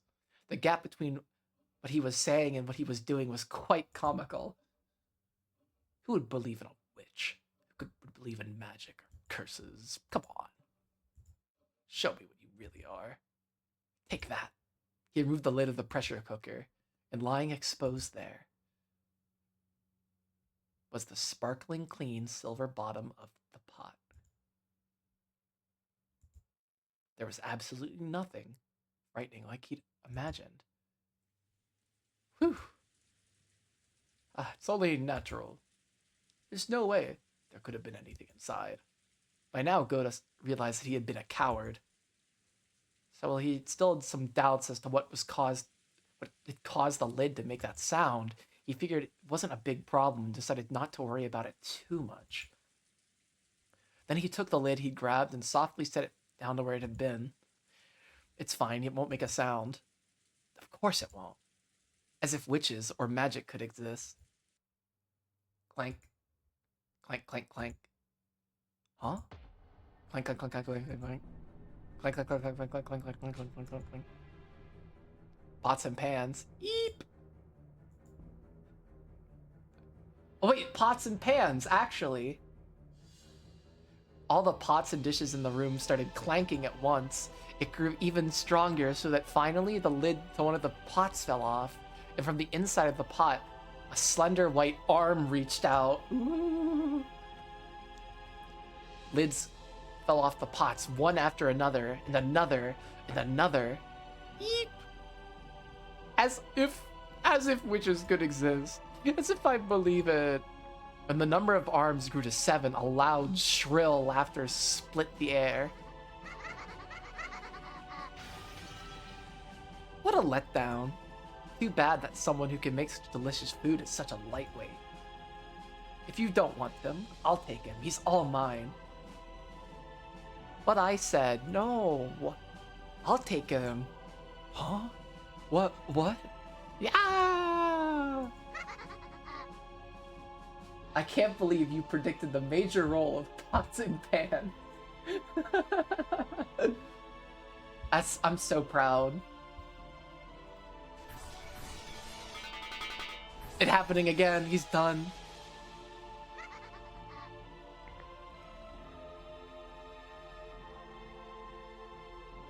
Come on, let's search. There's only one more. Oh, I was right. All the servants are gonna be dead this time. Except Nanjo, who's technically not a servant.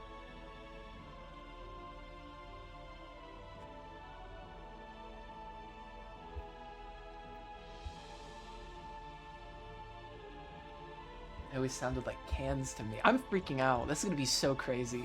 Where is she? She's in the mansion. What about the guest house? First one wins, right? Come on, search her, find her. Don't be noticed by the relatives in the dining hall, right? Don't get noticed by the kids in the guest house, right? Search in silence, kill in silence. After all, it's still just the first twilight. She isn't in the guest house. But she wasn't in the mansion either, right? Where is Kumasawa?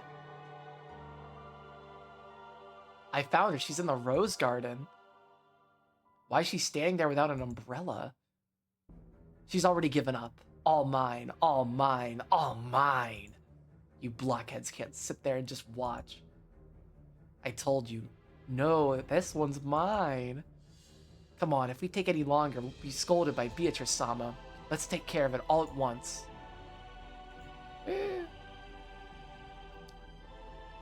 There, found her, surround her.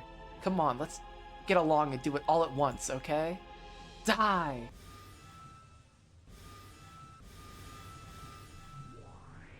What?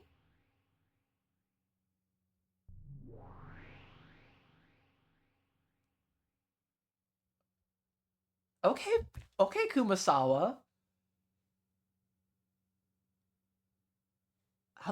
Okay. What the fuck is going on? Kumasawa doesn't wear the one-winged eagle.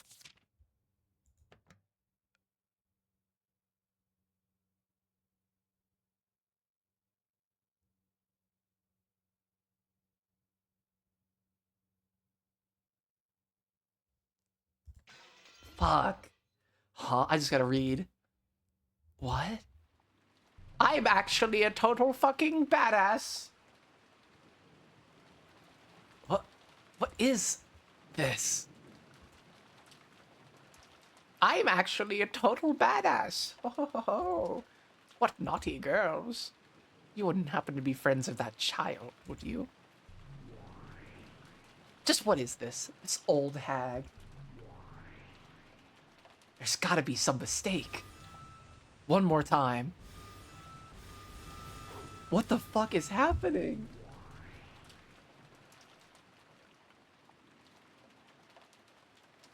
Why have I been doubting Kumasawa for so fucking long?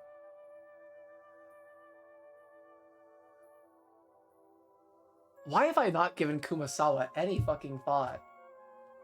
I just thought she was some old lady, but she's fucking standing on business right now. What the fuck? Why can she defend us again? Move aside. One more time. No matter how often you try it won't work. This person is good. I am waiting for that child. Would you mind calling for her? Never doubt Kumasawa. Do you really expect us to run errands for you like that?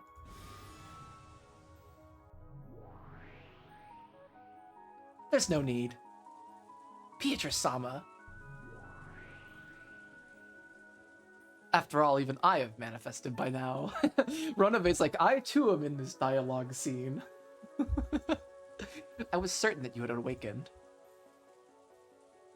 Rona.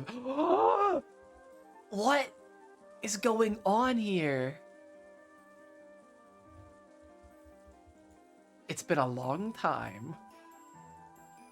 Yes, truly a long time. This person's talking to Ronove-sama without using sama. I am actually so fucking confused. Fucking Kumasawa has basically been in my she's too old to have done anything fucking boat except die.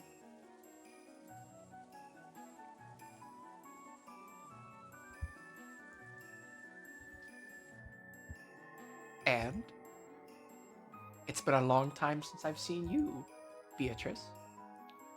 She's not even using sama for Beatrice-sama. Enough. Don't you know who this is? Oh!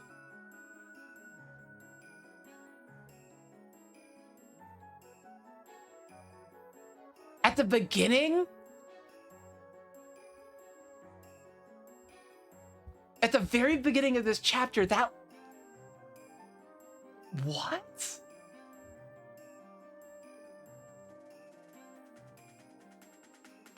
What if this Beatrice is Kumasawa and Kinzo's child?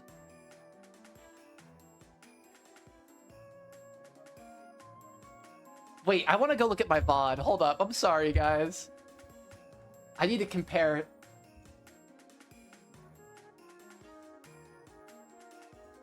Hold up.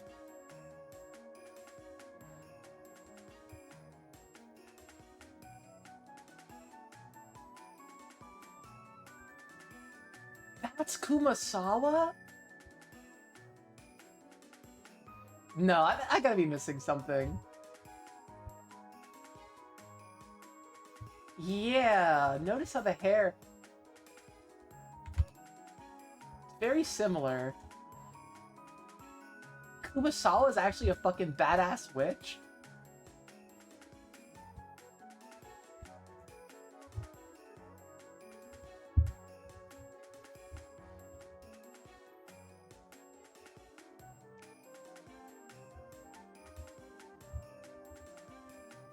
What does Kumasawa's name mean? I only inherited it from her. This is my teacher, the previous Lady Beatrice. Previous? Lady Beatrice?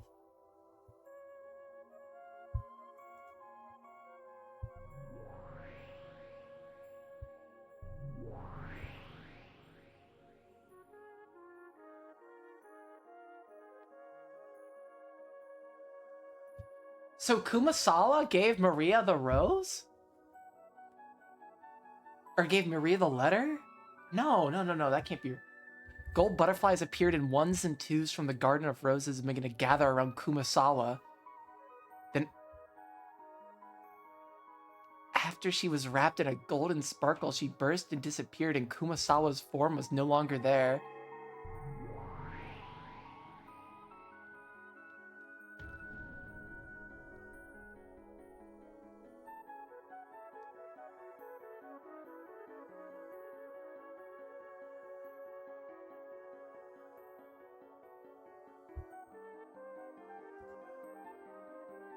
What the fuck is going on? This is not how I thought it was gonna go at all. Instead, there was another golden witch, the one who once taught the path of an endless witch to Beatrice. So what if at the beginning that was Beatrice that was being referred to as princess?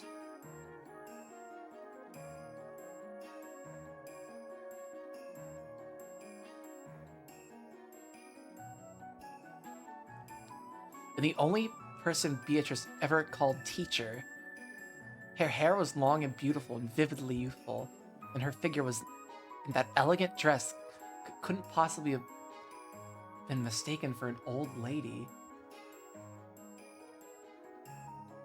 No, this person looked completely like a completely different person from Kuwasawa. Well, well, teacher. I never dreamed that we would meet each other again. Yes, neither did I. I certainly never dreamed that my sleep would be disturbed.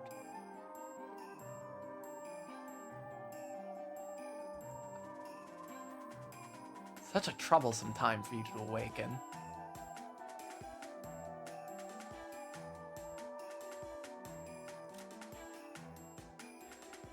I feel so bad for what's going on in Battler's head right now.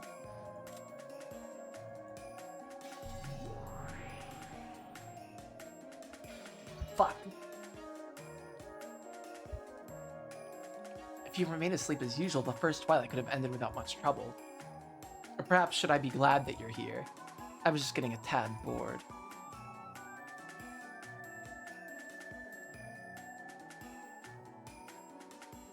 As usual, it seems you're toying with sinless people in a vulgar game. I believe I taught you several times that the power of the Endless Witch mustn't be used to cause people trouble. Don't say that, teacher. Isn't boredom our natural enemy? This is just a little spice to escape from that. The more corrosion advances, the stronger my powers become, and the easier it becomes to summon my minions. Who would have thought that it would release the seal on you, teacher, at the same time?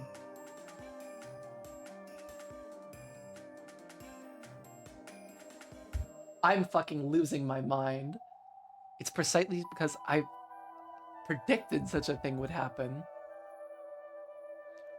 that I slept so very close to where you were, though I prayed in my sleep that I would not be woken again. Being reunited with you is a very sad thing for me. You're as cunning as always, teacher. Cackle. Ronove, have that young furniture step back. Furniture only serves its master. The master is responsible for all her crimes.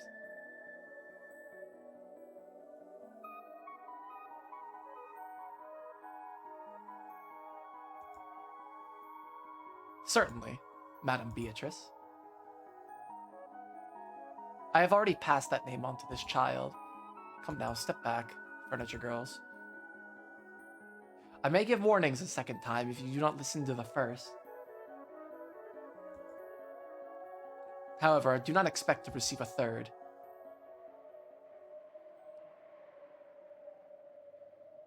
Step back, Seven Sisters of Purgatory.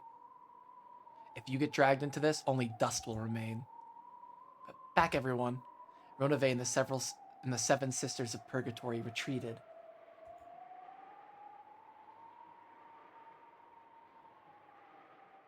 After that, what remained was Beatrice, whose daring expression didn't falter, and the teacher Beatrice, who had given up that name and wore a composed smile.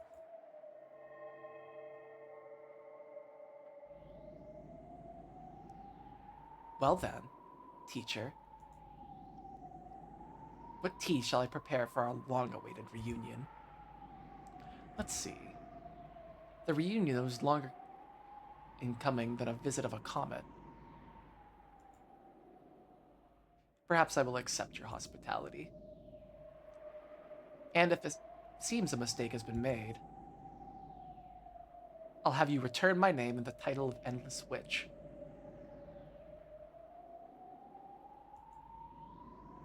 Cackle, cackle. So, even the title of Endless Witch has a license renewal policy. As you wish, teacher. See how splendid your disciple has become. And see how far she has surpassed you so long ago. The air between the two Beatrices seemed to explode with sparks. Oh, shit! The air between the two Beatrices... Just by glaring at each other, they purged all spirits from that space. And as they watched, the seven sisters shivered. After all, they just retreated the 3 steps less than they had. They would have been turned to dust. So come, Beatrice. Surrendering my name to you is the only regret I have in life. I will correct that error by my own hands. You've got it wrong, teacher. My only error was becoming your disciple in the hopes of gaining such a puny level of power. Get it? Ready for witch fight? You fucking know I am. What are you calling magic? What are you calling the endless witch? All you've got is a power that can be gained just by noticing, right? You've acted as though that's so great and impressive.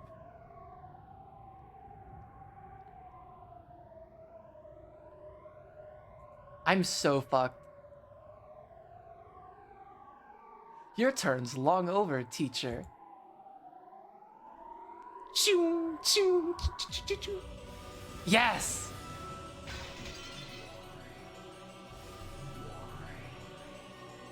I'm fucking smiling. You're ear to ear right now. Yes!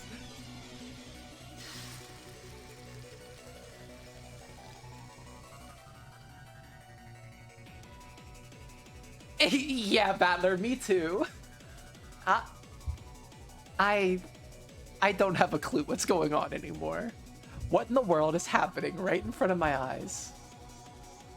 You poor thing. It seems my disciple is causing you trouble. I apologize. Who in the heck are you? Why did old Kumasawa turn into a Nechan like this? Oh my lord, Battler, you're breaking me. I mean, seriously, who are you? I don't get it. What kind of special effects are these? My head feels like it's gonna explode. I am the witch teacher of that child. My old name was Beatrice.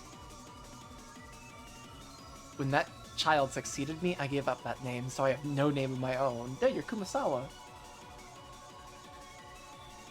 Like you've already said, your disciple's been a real pain to me.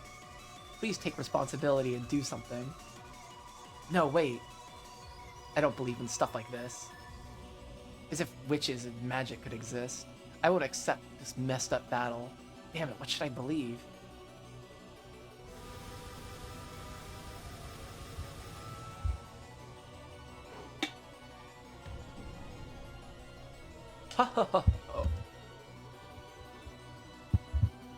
That's just like you. Hospitality with a very quick temper. I'd expect nothing less from you, teacher. It seems this is so trivial to you that you don't even feel like opening your eyes.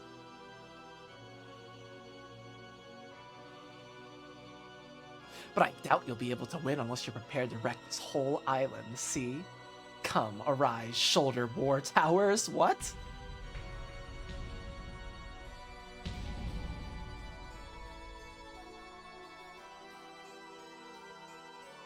What the fuck is this shit? In response to Beatrice's summons, a terrific earth tremor split the rose garden, and on either side of her shoulders, 2 massive war towers sprouted and stabbed into the heavens. Okay.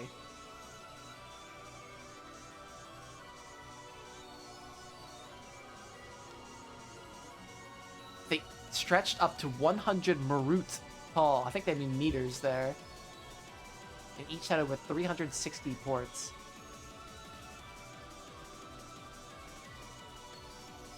They were war towers of the God's Army Corps, which had prevented even groups of ancient heroes from invading their... What the fuck is this?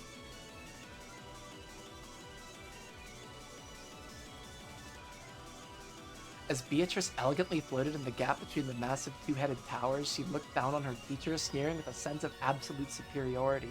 With the two massive towers lined up behind her shoulders, the witch looked very small, like a butterfly dancing between huge trees. Don't think you can dodge it by turning into butterflies, okay? The density of the Twin Towers barrage wouldn't just make you a pinned bug sample, it'd make you madly stabbed pincushion, right? Over 720 ports opened on the towers, and godly soldiers ready their multi-shot ballistas? What the fuck is this? Yeah, maybe there is no witches. This is just getting more elaborate.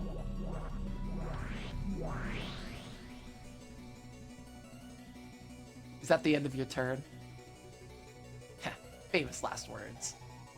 Blast away.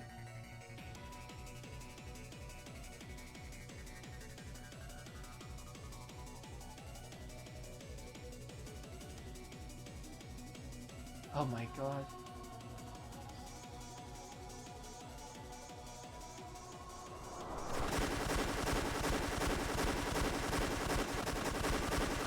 Holy shit. The ballista shot that numbered over 1,000 were fired at once, drawing a beautiful, beautiful geometric curtain of death. The boorish sound as the bowstrings were played was probably even deeper than that of a reaper swinging its sickle. Come arise, fallen tower. Split the single language and let that sin be known. Like the Tower of Babel?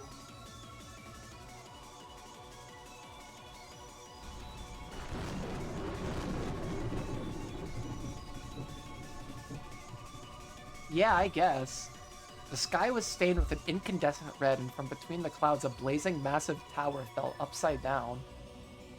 A massive falling tower and its rubble sucked in the thousands of ballista shots so that none of them could be approached by the body of the witch who had summoned it.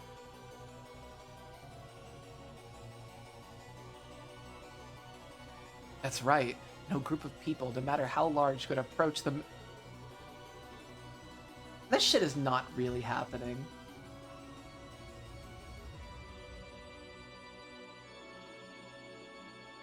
That was the reality. That's right, no group of people, no matter how large, could approach the mysteries of heaven. That was the reality of the fallen tower. As I'd expect from you, teacher. This is some Yu-Gi-Oh shit.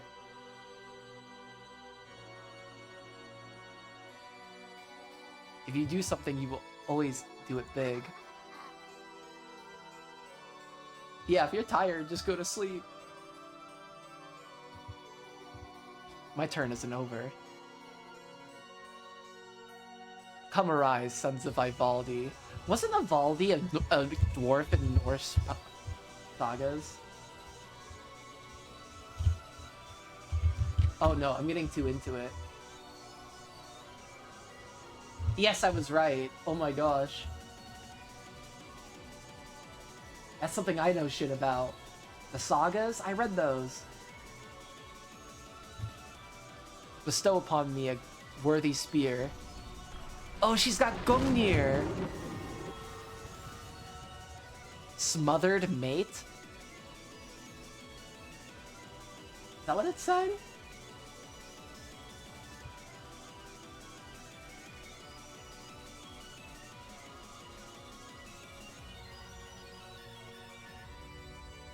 As the massive crimson tower that had fallen made a terrible gold-colored explosion, a massive spear appeared from inside those flames, so tall like a tower that you had to look up to see all of it. It was too large, even for a giant's hand. That divinely beautiful spear of the gods was so massive it gave the illusion that the fallen tower had turned into a spear the same size. Alright, she's just dropping Gungnir on their ass. It was just a spear of certain victory. None could escape. Looks like your twin towers won't help you now. How foolish to block off your means of escape on both sides. You can't even defend a single spear. When she snapped her fingers in command, the massive tower-sized spear shot Beatrice like a lightning bolt, aimed right from the center of the Golden Witch's heart with extreme precision as she danced in the gaps between the towers like a butterfly, slicing straight through the air like a flash of lightning. Ha! So you use Gungnir at a moment like this. Yeah. You really are incredible, teacher. First, useless towers. Arise, giant soldier battle line. Fully block that divine spear with your shields and chests. The shoulder war towers exploded in gold, became several billion gold butterflies. Those butterflies took the shape of 7 massive armored soldiers. Each stretched a full 50 Marut into the sky.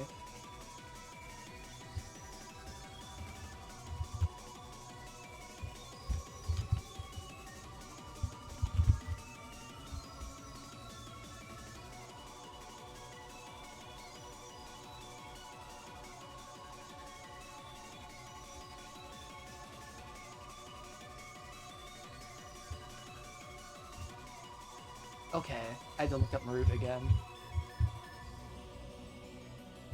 I think you were right. And they lined up in front of Beatrice, protecting their master and holding massive shields that towered like windmills. Meanwhile, everybody's trying to sleep here. They were as massive as a mountain range. The witch behind them was like a small moon hiding behind the mountains. Once in the past, when the massive shields these giants held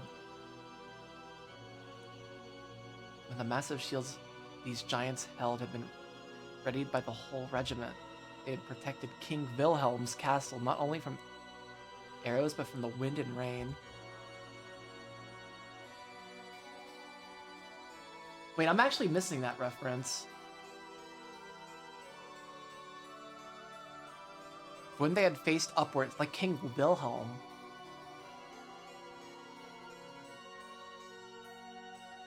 For when they had faced upwards and held their shields to the heavens, not a single raindrop had gotten through. Foolish.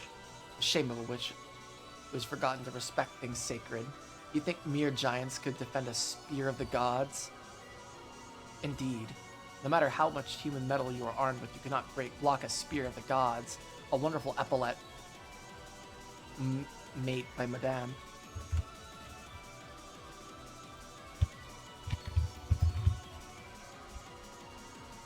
Oh, it's a check move. Chess move, okay. No way. Beatrice-sama? Of course I hadn't forgotten, teacher. Come, arise, disciples of Hephaestus. Bestow upon me a worthy shield. A golden whirlwind arose around the feet of the golden soldiers. It was a cloud of countless butterflies. They attached themselves to the massive shields like gold leaves, sparkling like they were a gold armor. It was the absolute defensive wall given to a goddess by the chief of the gods, the Aegis Shield. What the fuck is this?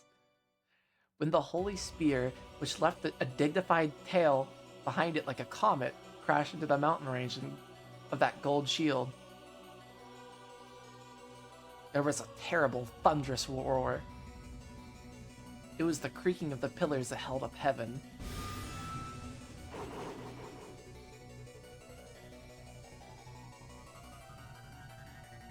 The divine spear spun around and around and was sent flying into the direction of the setting sun. Impossible. I feel like you weren't glazing the shonen scenes. Yeah.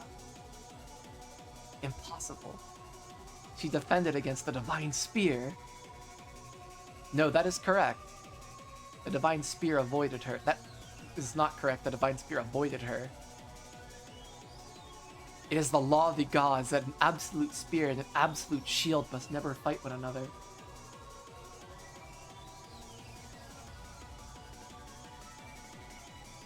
Although in the end it means the same thing as defending against it. Your skills have improved from engaging in these fights so often. Or rather, it seems you're still as bad as ever at this kind of game, teacher.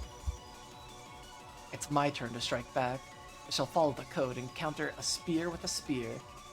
The giant soldier battle line, which had fully blocked the divine spear, released its holy gold shields.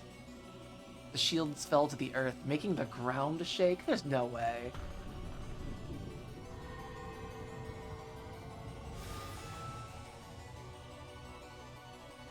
When they did, another gold whirlwind arose, and the 7 gold shields changed their form into massive spears of lightning lying on the ground. At once, each of the giants lifted one of their legs high and firmly stomped on the tips of the handles. As the earth shook with a thunderous sound, the 7 lightning spears spun beautifully and flew up the golden giant soldiers' heads. They scattered into a golden splash and began to fall before the giants. Each of the giants squared off the force of their whole body and kicked and smashed them.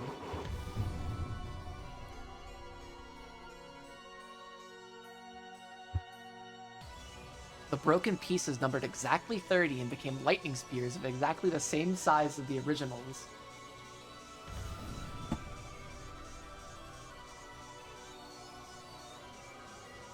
Best shonen mystery romance horror military fantasy comedy isekai, which made 210 for the 7 giants and all burst at once, with each splitting into 30 thorns for a total of 6,300. It became a barrage of thunderclouds, drawing a beautiful geometric pattern, even changed the 3 bolts of lightning, so that 18,900 thunderbolts shot at her predecessor Beatrice.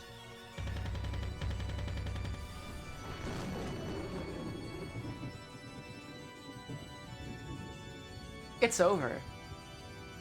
Beatrice-sama. I would expect nothing less from Madam.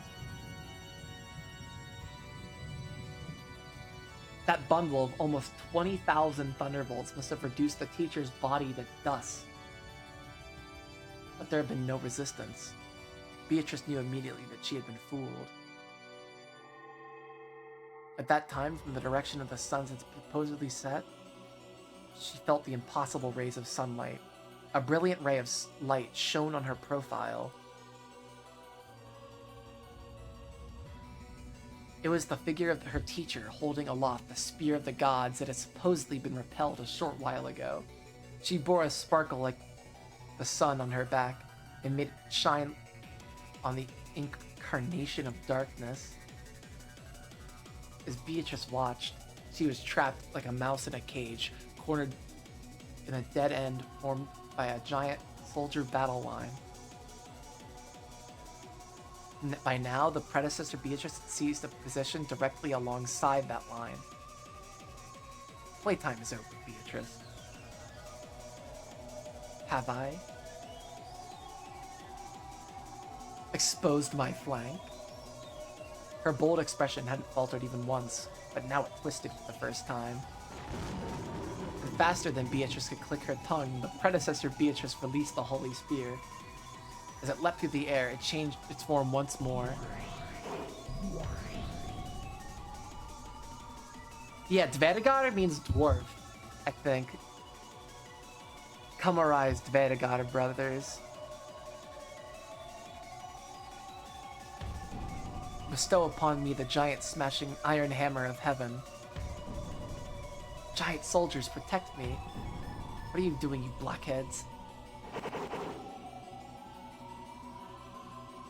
By now, it was no longer a spear, but a whirlwind of a massive hammer that raised a sound like a windstorm as it flew through the air.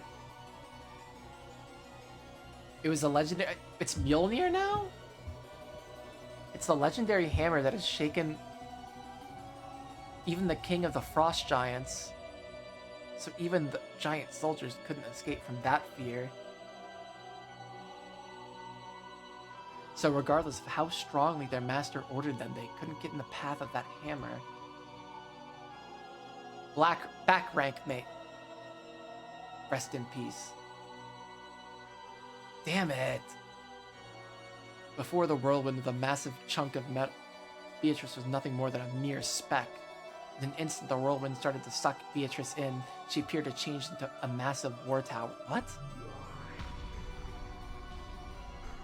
The iron hammer smashed the war tower, scattering tremendous amounts of rubble, but it did not reach she who had escaped behind it. Furthermore, when the smoke started to settle, the war tower had sucked in the massive iron hammer without crumbling and blocked the way. Even the giant smashing iron hammer couldn't break through the final tower protecting the witch. However, this war tower was actually the witch's last trump card. It was a war tower for dodging that could only save her from danger once. This tower was impregnable. No weapon could break through it. At that time, the moon disappeared, and Beatrice hid in the shadow of the giant soldier battle line. In the war tower, she looked up at the sky.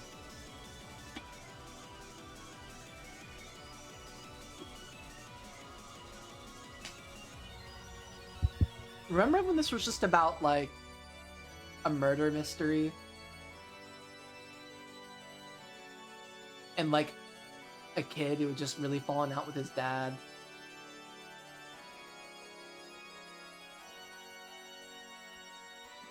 When she did, inside the moon was the figure of a massive horse ridden by the god of war and death. The predecessor Beatrice rode the horse with him.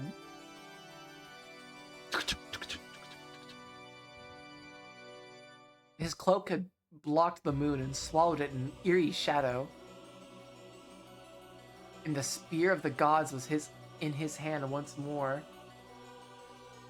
Odin? It's fucking Odin.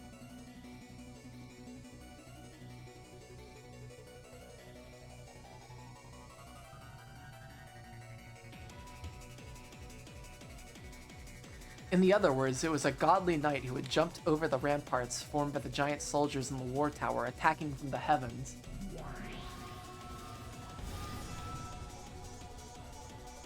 You got me. Smothered me.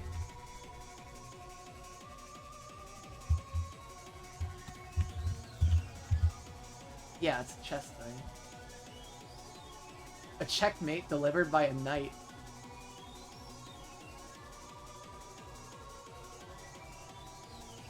Oh!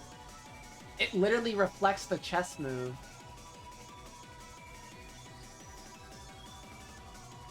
A tower, 2 pawns.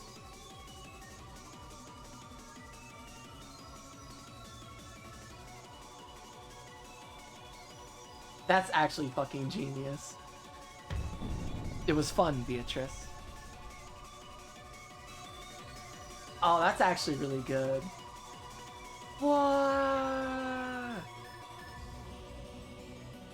The struggle to the death between the two witches of the same name was over.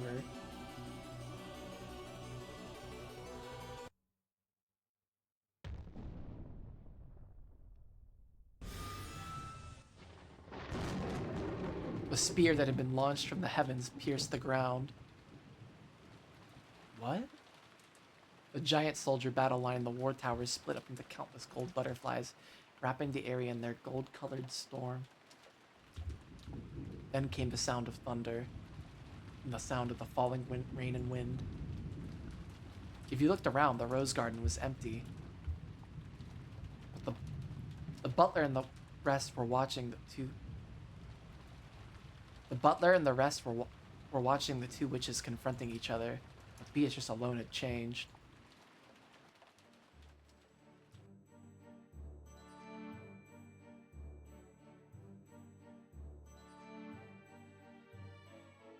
She had been pierced straight through by the spear, from the base of her neck and her right shoulder to her left buttocks, unable to even reach the ground with her feet. Ew. Horribly exposed like a pitiful pinned butterfly, tormented by the wind and rain. Beatrice-sama. As expected, a truly fearsome person. That settles it, Beatrice. Eh.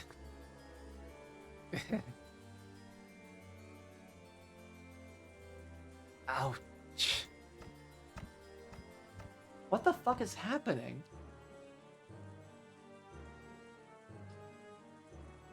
What is gonna happen? I thought I knew where this fucking story was going. I was so fucking sure of myself last night. I couldn't fucking guess that any of this shit was gonna happen.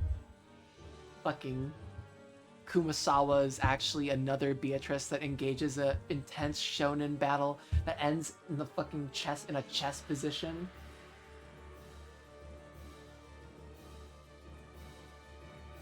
Maybe I should look into chess symbology more.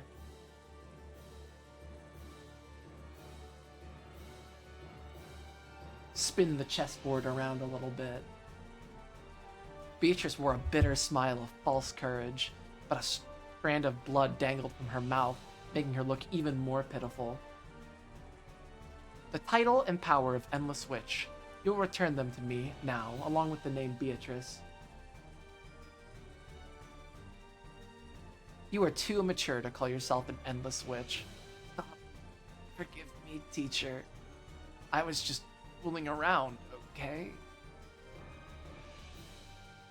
I will take my name back from you. I shall return you to your original form. Does Beatrice... Is that not her real name?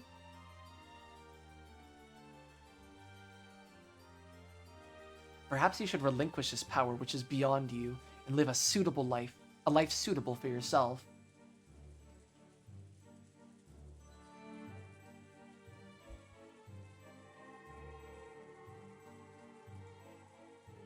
Come, try to remember.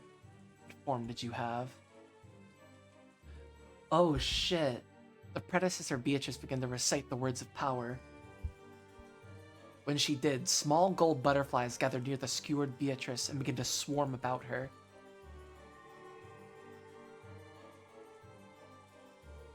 Like butterflies sucking the nectar out of flowers. They began to suck the magical power out of Beatrice, and it seemed to cause her immense pain. A cry of anguish issued from Beatrice's mouth. She no longer had any power to resist it. Come, try closing your eyes. Try to remember. What form did you have? Come, Beatrice. Repeat it with me. Let us sing a song together.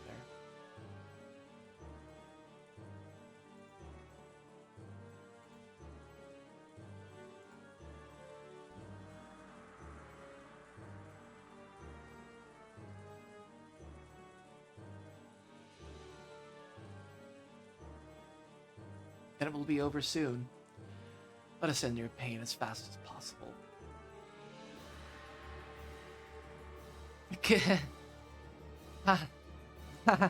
You're right. How long has it been?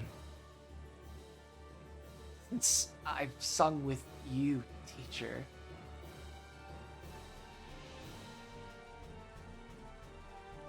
Remember how Maria was singing at the end of episode 1? I don't know, I just think that's a nice little parallel.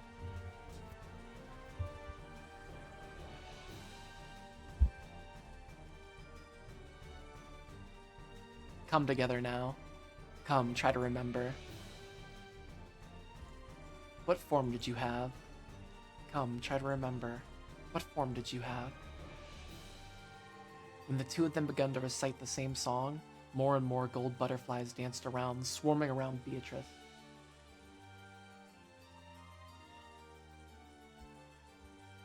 It will be all right, milady. You will lose your place as my disciple. That will not change the fact that you are the lady I serve. That will be all right, milady. You will lose your place as my disciple, but that will not change the fact that you are the lady I serve. After that, I shall read a book for you again.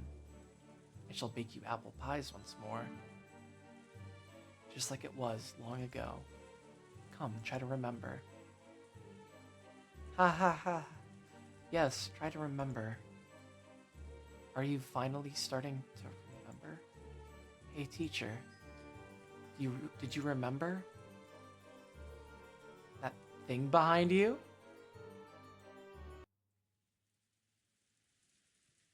What is this? This is so fucked up.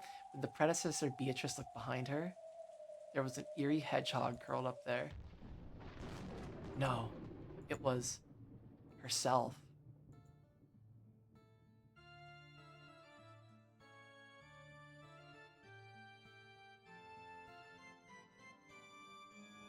There was another predecessor Beatrice whose body had been pierced with ballista shots, lying there like a pincushion doll. Come, try to remember. What form did you have? Oh shit. What form did you have? Or maybe that's not right. Come, try to remember. How were you killed? The predecessor Beatrice was stunned. Her form gradually began to fade away.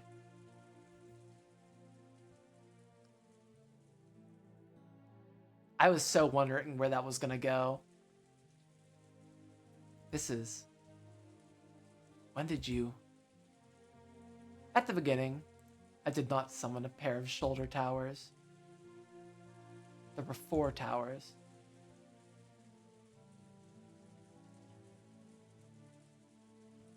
Teacher, you carelessly stepped across the 7th rank rook boundary of death created by the 2 hidden towers,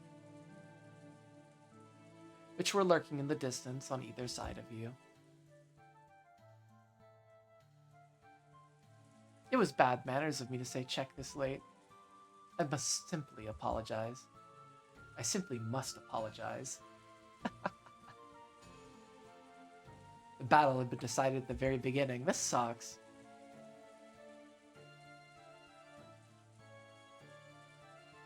It had been over since the time the predecessor had leaned forward, readying her holy spear to attack Beatrice, who had been wedged between her shoulder towers.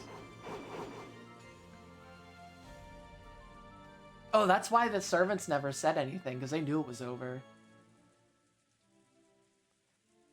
The hidden towers lurking on either side had bathed her in a windstorm of shots of 720 points on both sides, hitting her and killing her. However, Beatrice wasn't... So what's it gonna look like? What's gonna happen next?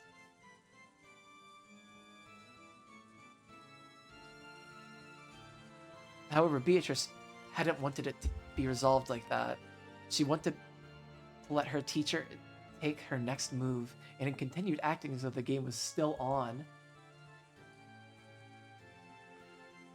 She had immediately revived her with the endless power, and it made her continue the game as though nothing had happened. Then the predecessor slowly remembered that she had been killed and began to vanish completely. When she did, the spear that had pierced Beatrice also vanished.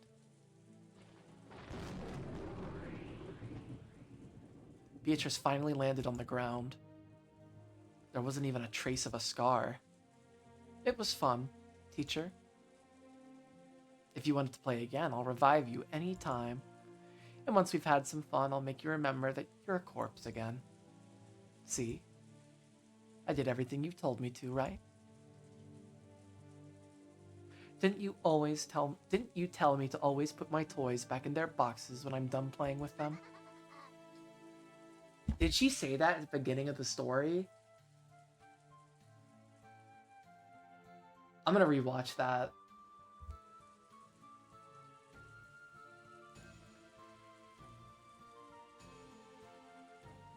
Was it an easy victory? You fool, it was a tough one.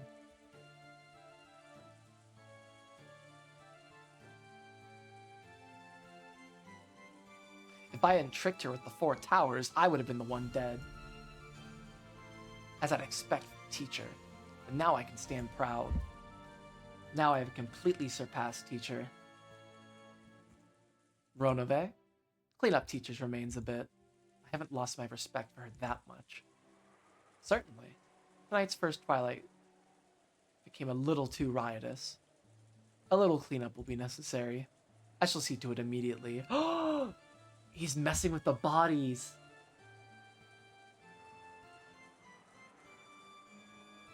Goats, it is time to clean up.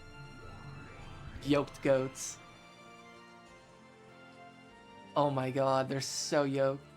When Rodave snapped his fingers, blazing, sparkling eyes began to blink open in the shadows and the darkness, becoming goat-headed attendants that appeared one after another.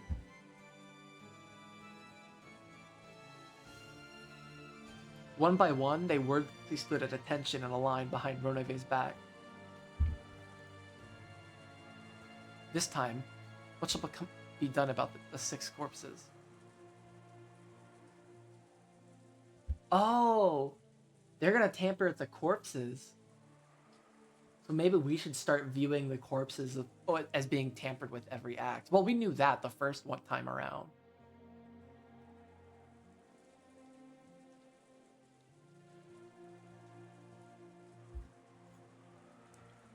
Another closed room pattern? I'm in no mood to think right now. I will leave it to you, Ronave. An extraordinary closed room to torment Battler, if you would. Certainly. Then it shall be extraordinary. Ha ha ha. Okay, where's Battler? Battler, did you see my big moment? Damn it. After being shown that screwed up magical storm, what can I deny? Forget just witches existing. After being shown that tremendous flashy fantasy, what can I deny now? I don't get it anymore. It was like that the last time too, but how can I deny these awesome, wonderful, magical battles? Isn't that right? After watching you can't... After watching this, you can't talk your way out of it, right? You might want to have Beatrice voice acting on for this part. Okay. Whoops. 酒は我が友だ。さあ、バトラー。とんでも推理を聞かせてくれよ。Batura! Oh, this is...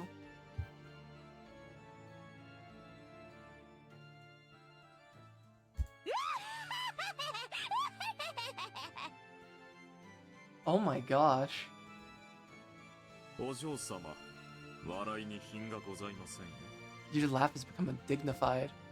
おお、これはすまぬ。 This is so much. Oh, my apologies. しかし、わらわの責任ではないぞ。 But that isn't my fault. 何しろバトラーにキューッと両目を固く閉じてキリキリギリギリ歯ぎしりするなんとも悔しそうなその表情を見せられると。 If Battler tightly closes his eyes, grinds his teeth, and shows me that ever so bitter expression. 自然とわらわの口からこぼれてしまうものでな。 It just automatically slips out of my mouth, you see. That is so terrifying. さあ、バトラ様。くじけずにテーブルへお戻りを。 Why don't you return to the table without losing your お heart? 嬢様は The lady is バ expecting トラ a 様の反 counterattack, you 撃を see. 期待されておりますよ。ふざけるな。 Quit messing with me. 何をどう反論すりゃいいってんだ。 How the hell can I make a counter argument? まずあの塔が地面から生えてきたあたりからもうめちゃくちゃだろうが。 In the first place, everything was already screwed up when that tower sprouted up out of the earth. 実は六軒島の地下に合体変形巨大ロボの秘密研究所でもあって。 Should I say that under the ground in Rokenjima there's a secret laboratory for building super alloy combining robots or something? ボタン一つでおかしな塔が生えてくるってのか。 And pushing a button can make these strange towers sprout up? なあ、それならあのでけえ巨人どもはきっとロボットだぜ。 Fuck, you said something about robots earlier. You were fucking you were setting me up for this scene. What did you say?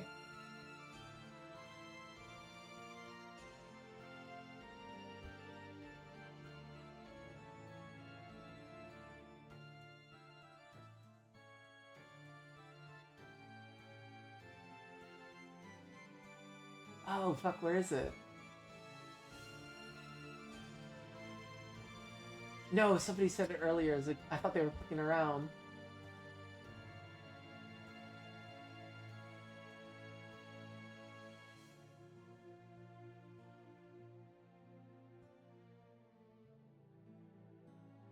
Yeah, Bedward said because like other ways you could say episode 1 like there was a giant robot or something. That's funny.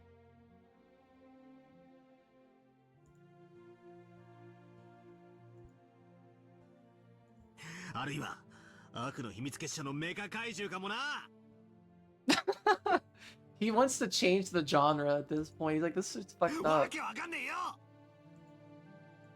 俺に話しかけるんじゃねえ。うわ Oh my god.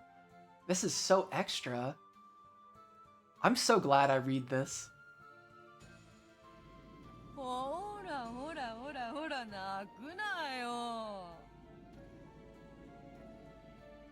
魔法でドッカンドッカン。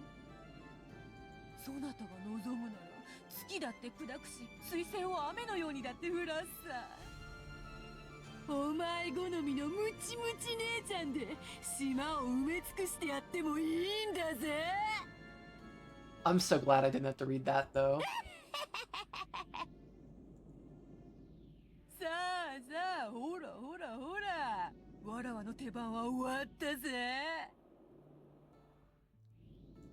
受け手をさせよ。反撃しろよ。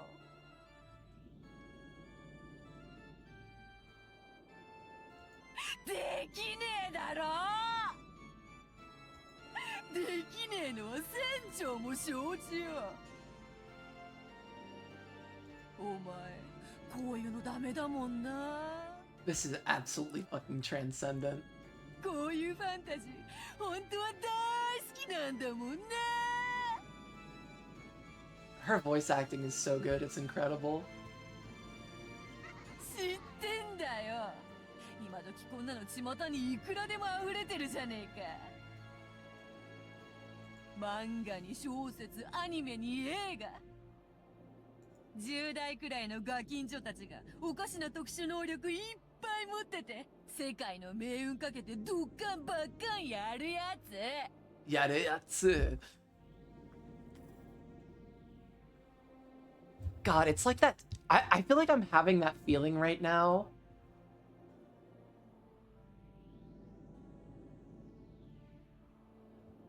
I'm having that feeling right now wherever you're just in the middle of watching an anime and you switch from fucking reading like fucking like when you're fucking gone from watching the dub to the sub. I feel like I just did that, but I'm the fucking voice actor for everything fucking else in the fucking game. Oh, but I did Beatrice, like I took Beatrice a whole different way. I admire her craft. Damn, she was fucking good.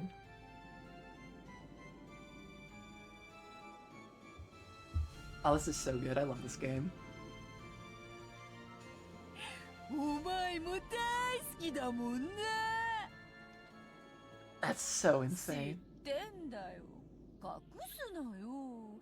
大好きじゃねえかよ。 Oh my gosh. そのお前の大好きなやつがちょいと目の前で披露されただけじゃねえかよ。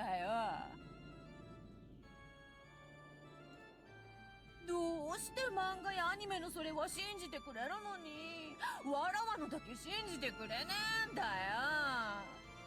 信じろよ信じろよ信じちまえよ。反論なんかできねえさ。こうして見せられちまったんだからな。 This is so good. ほらほらほらほら返事をしろよ。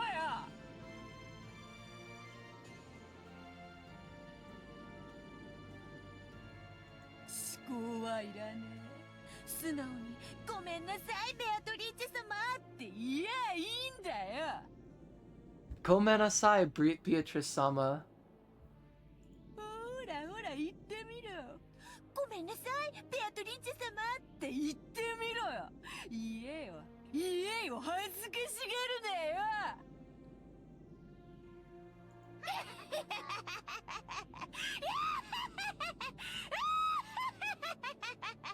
God, she's such a crackhead.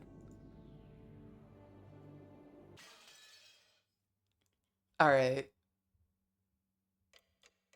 I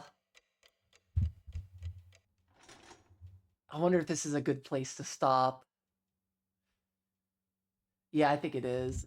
I gotta wake up early tomorrow.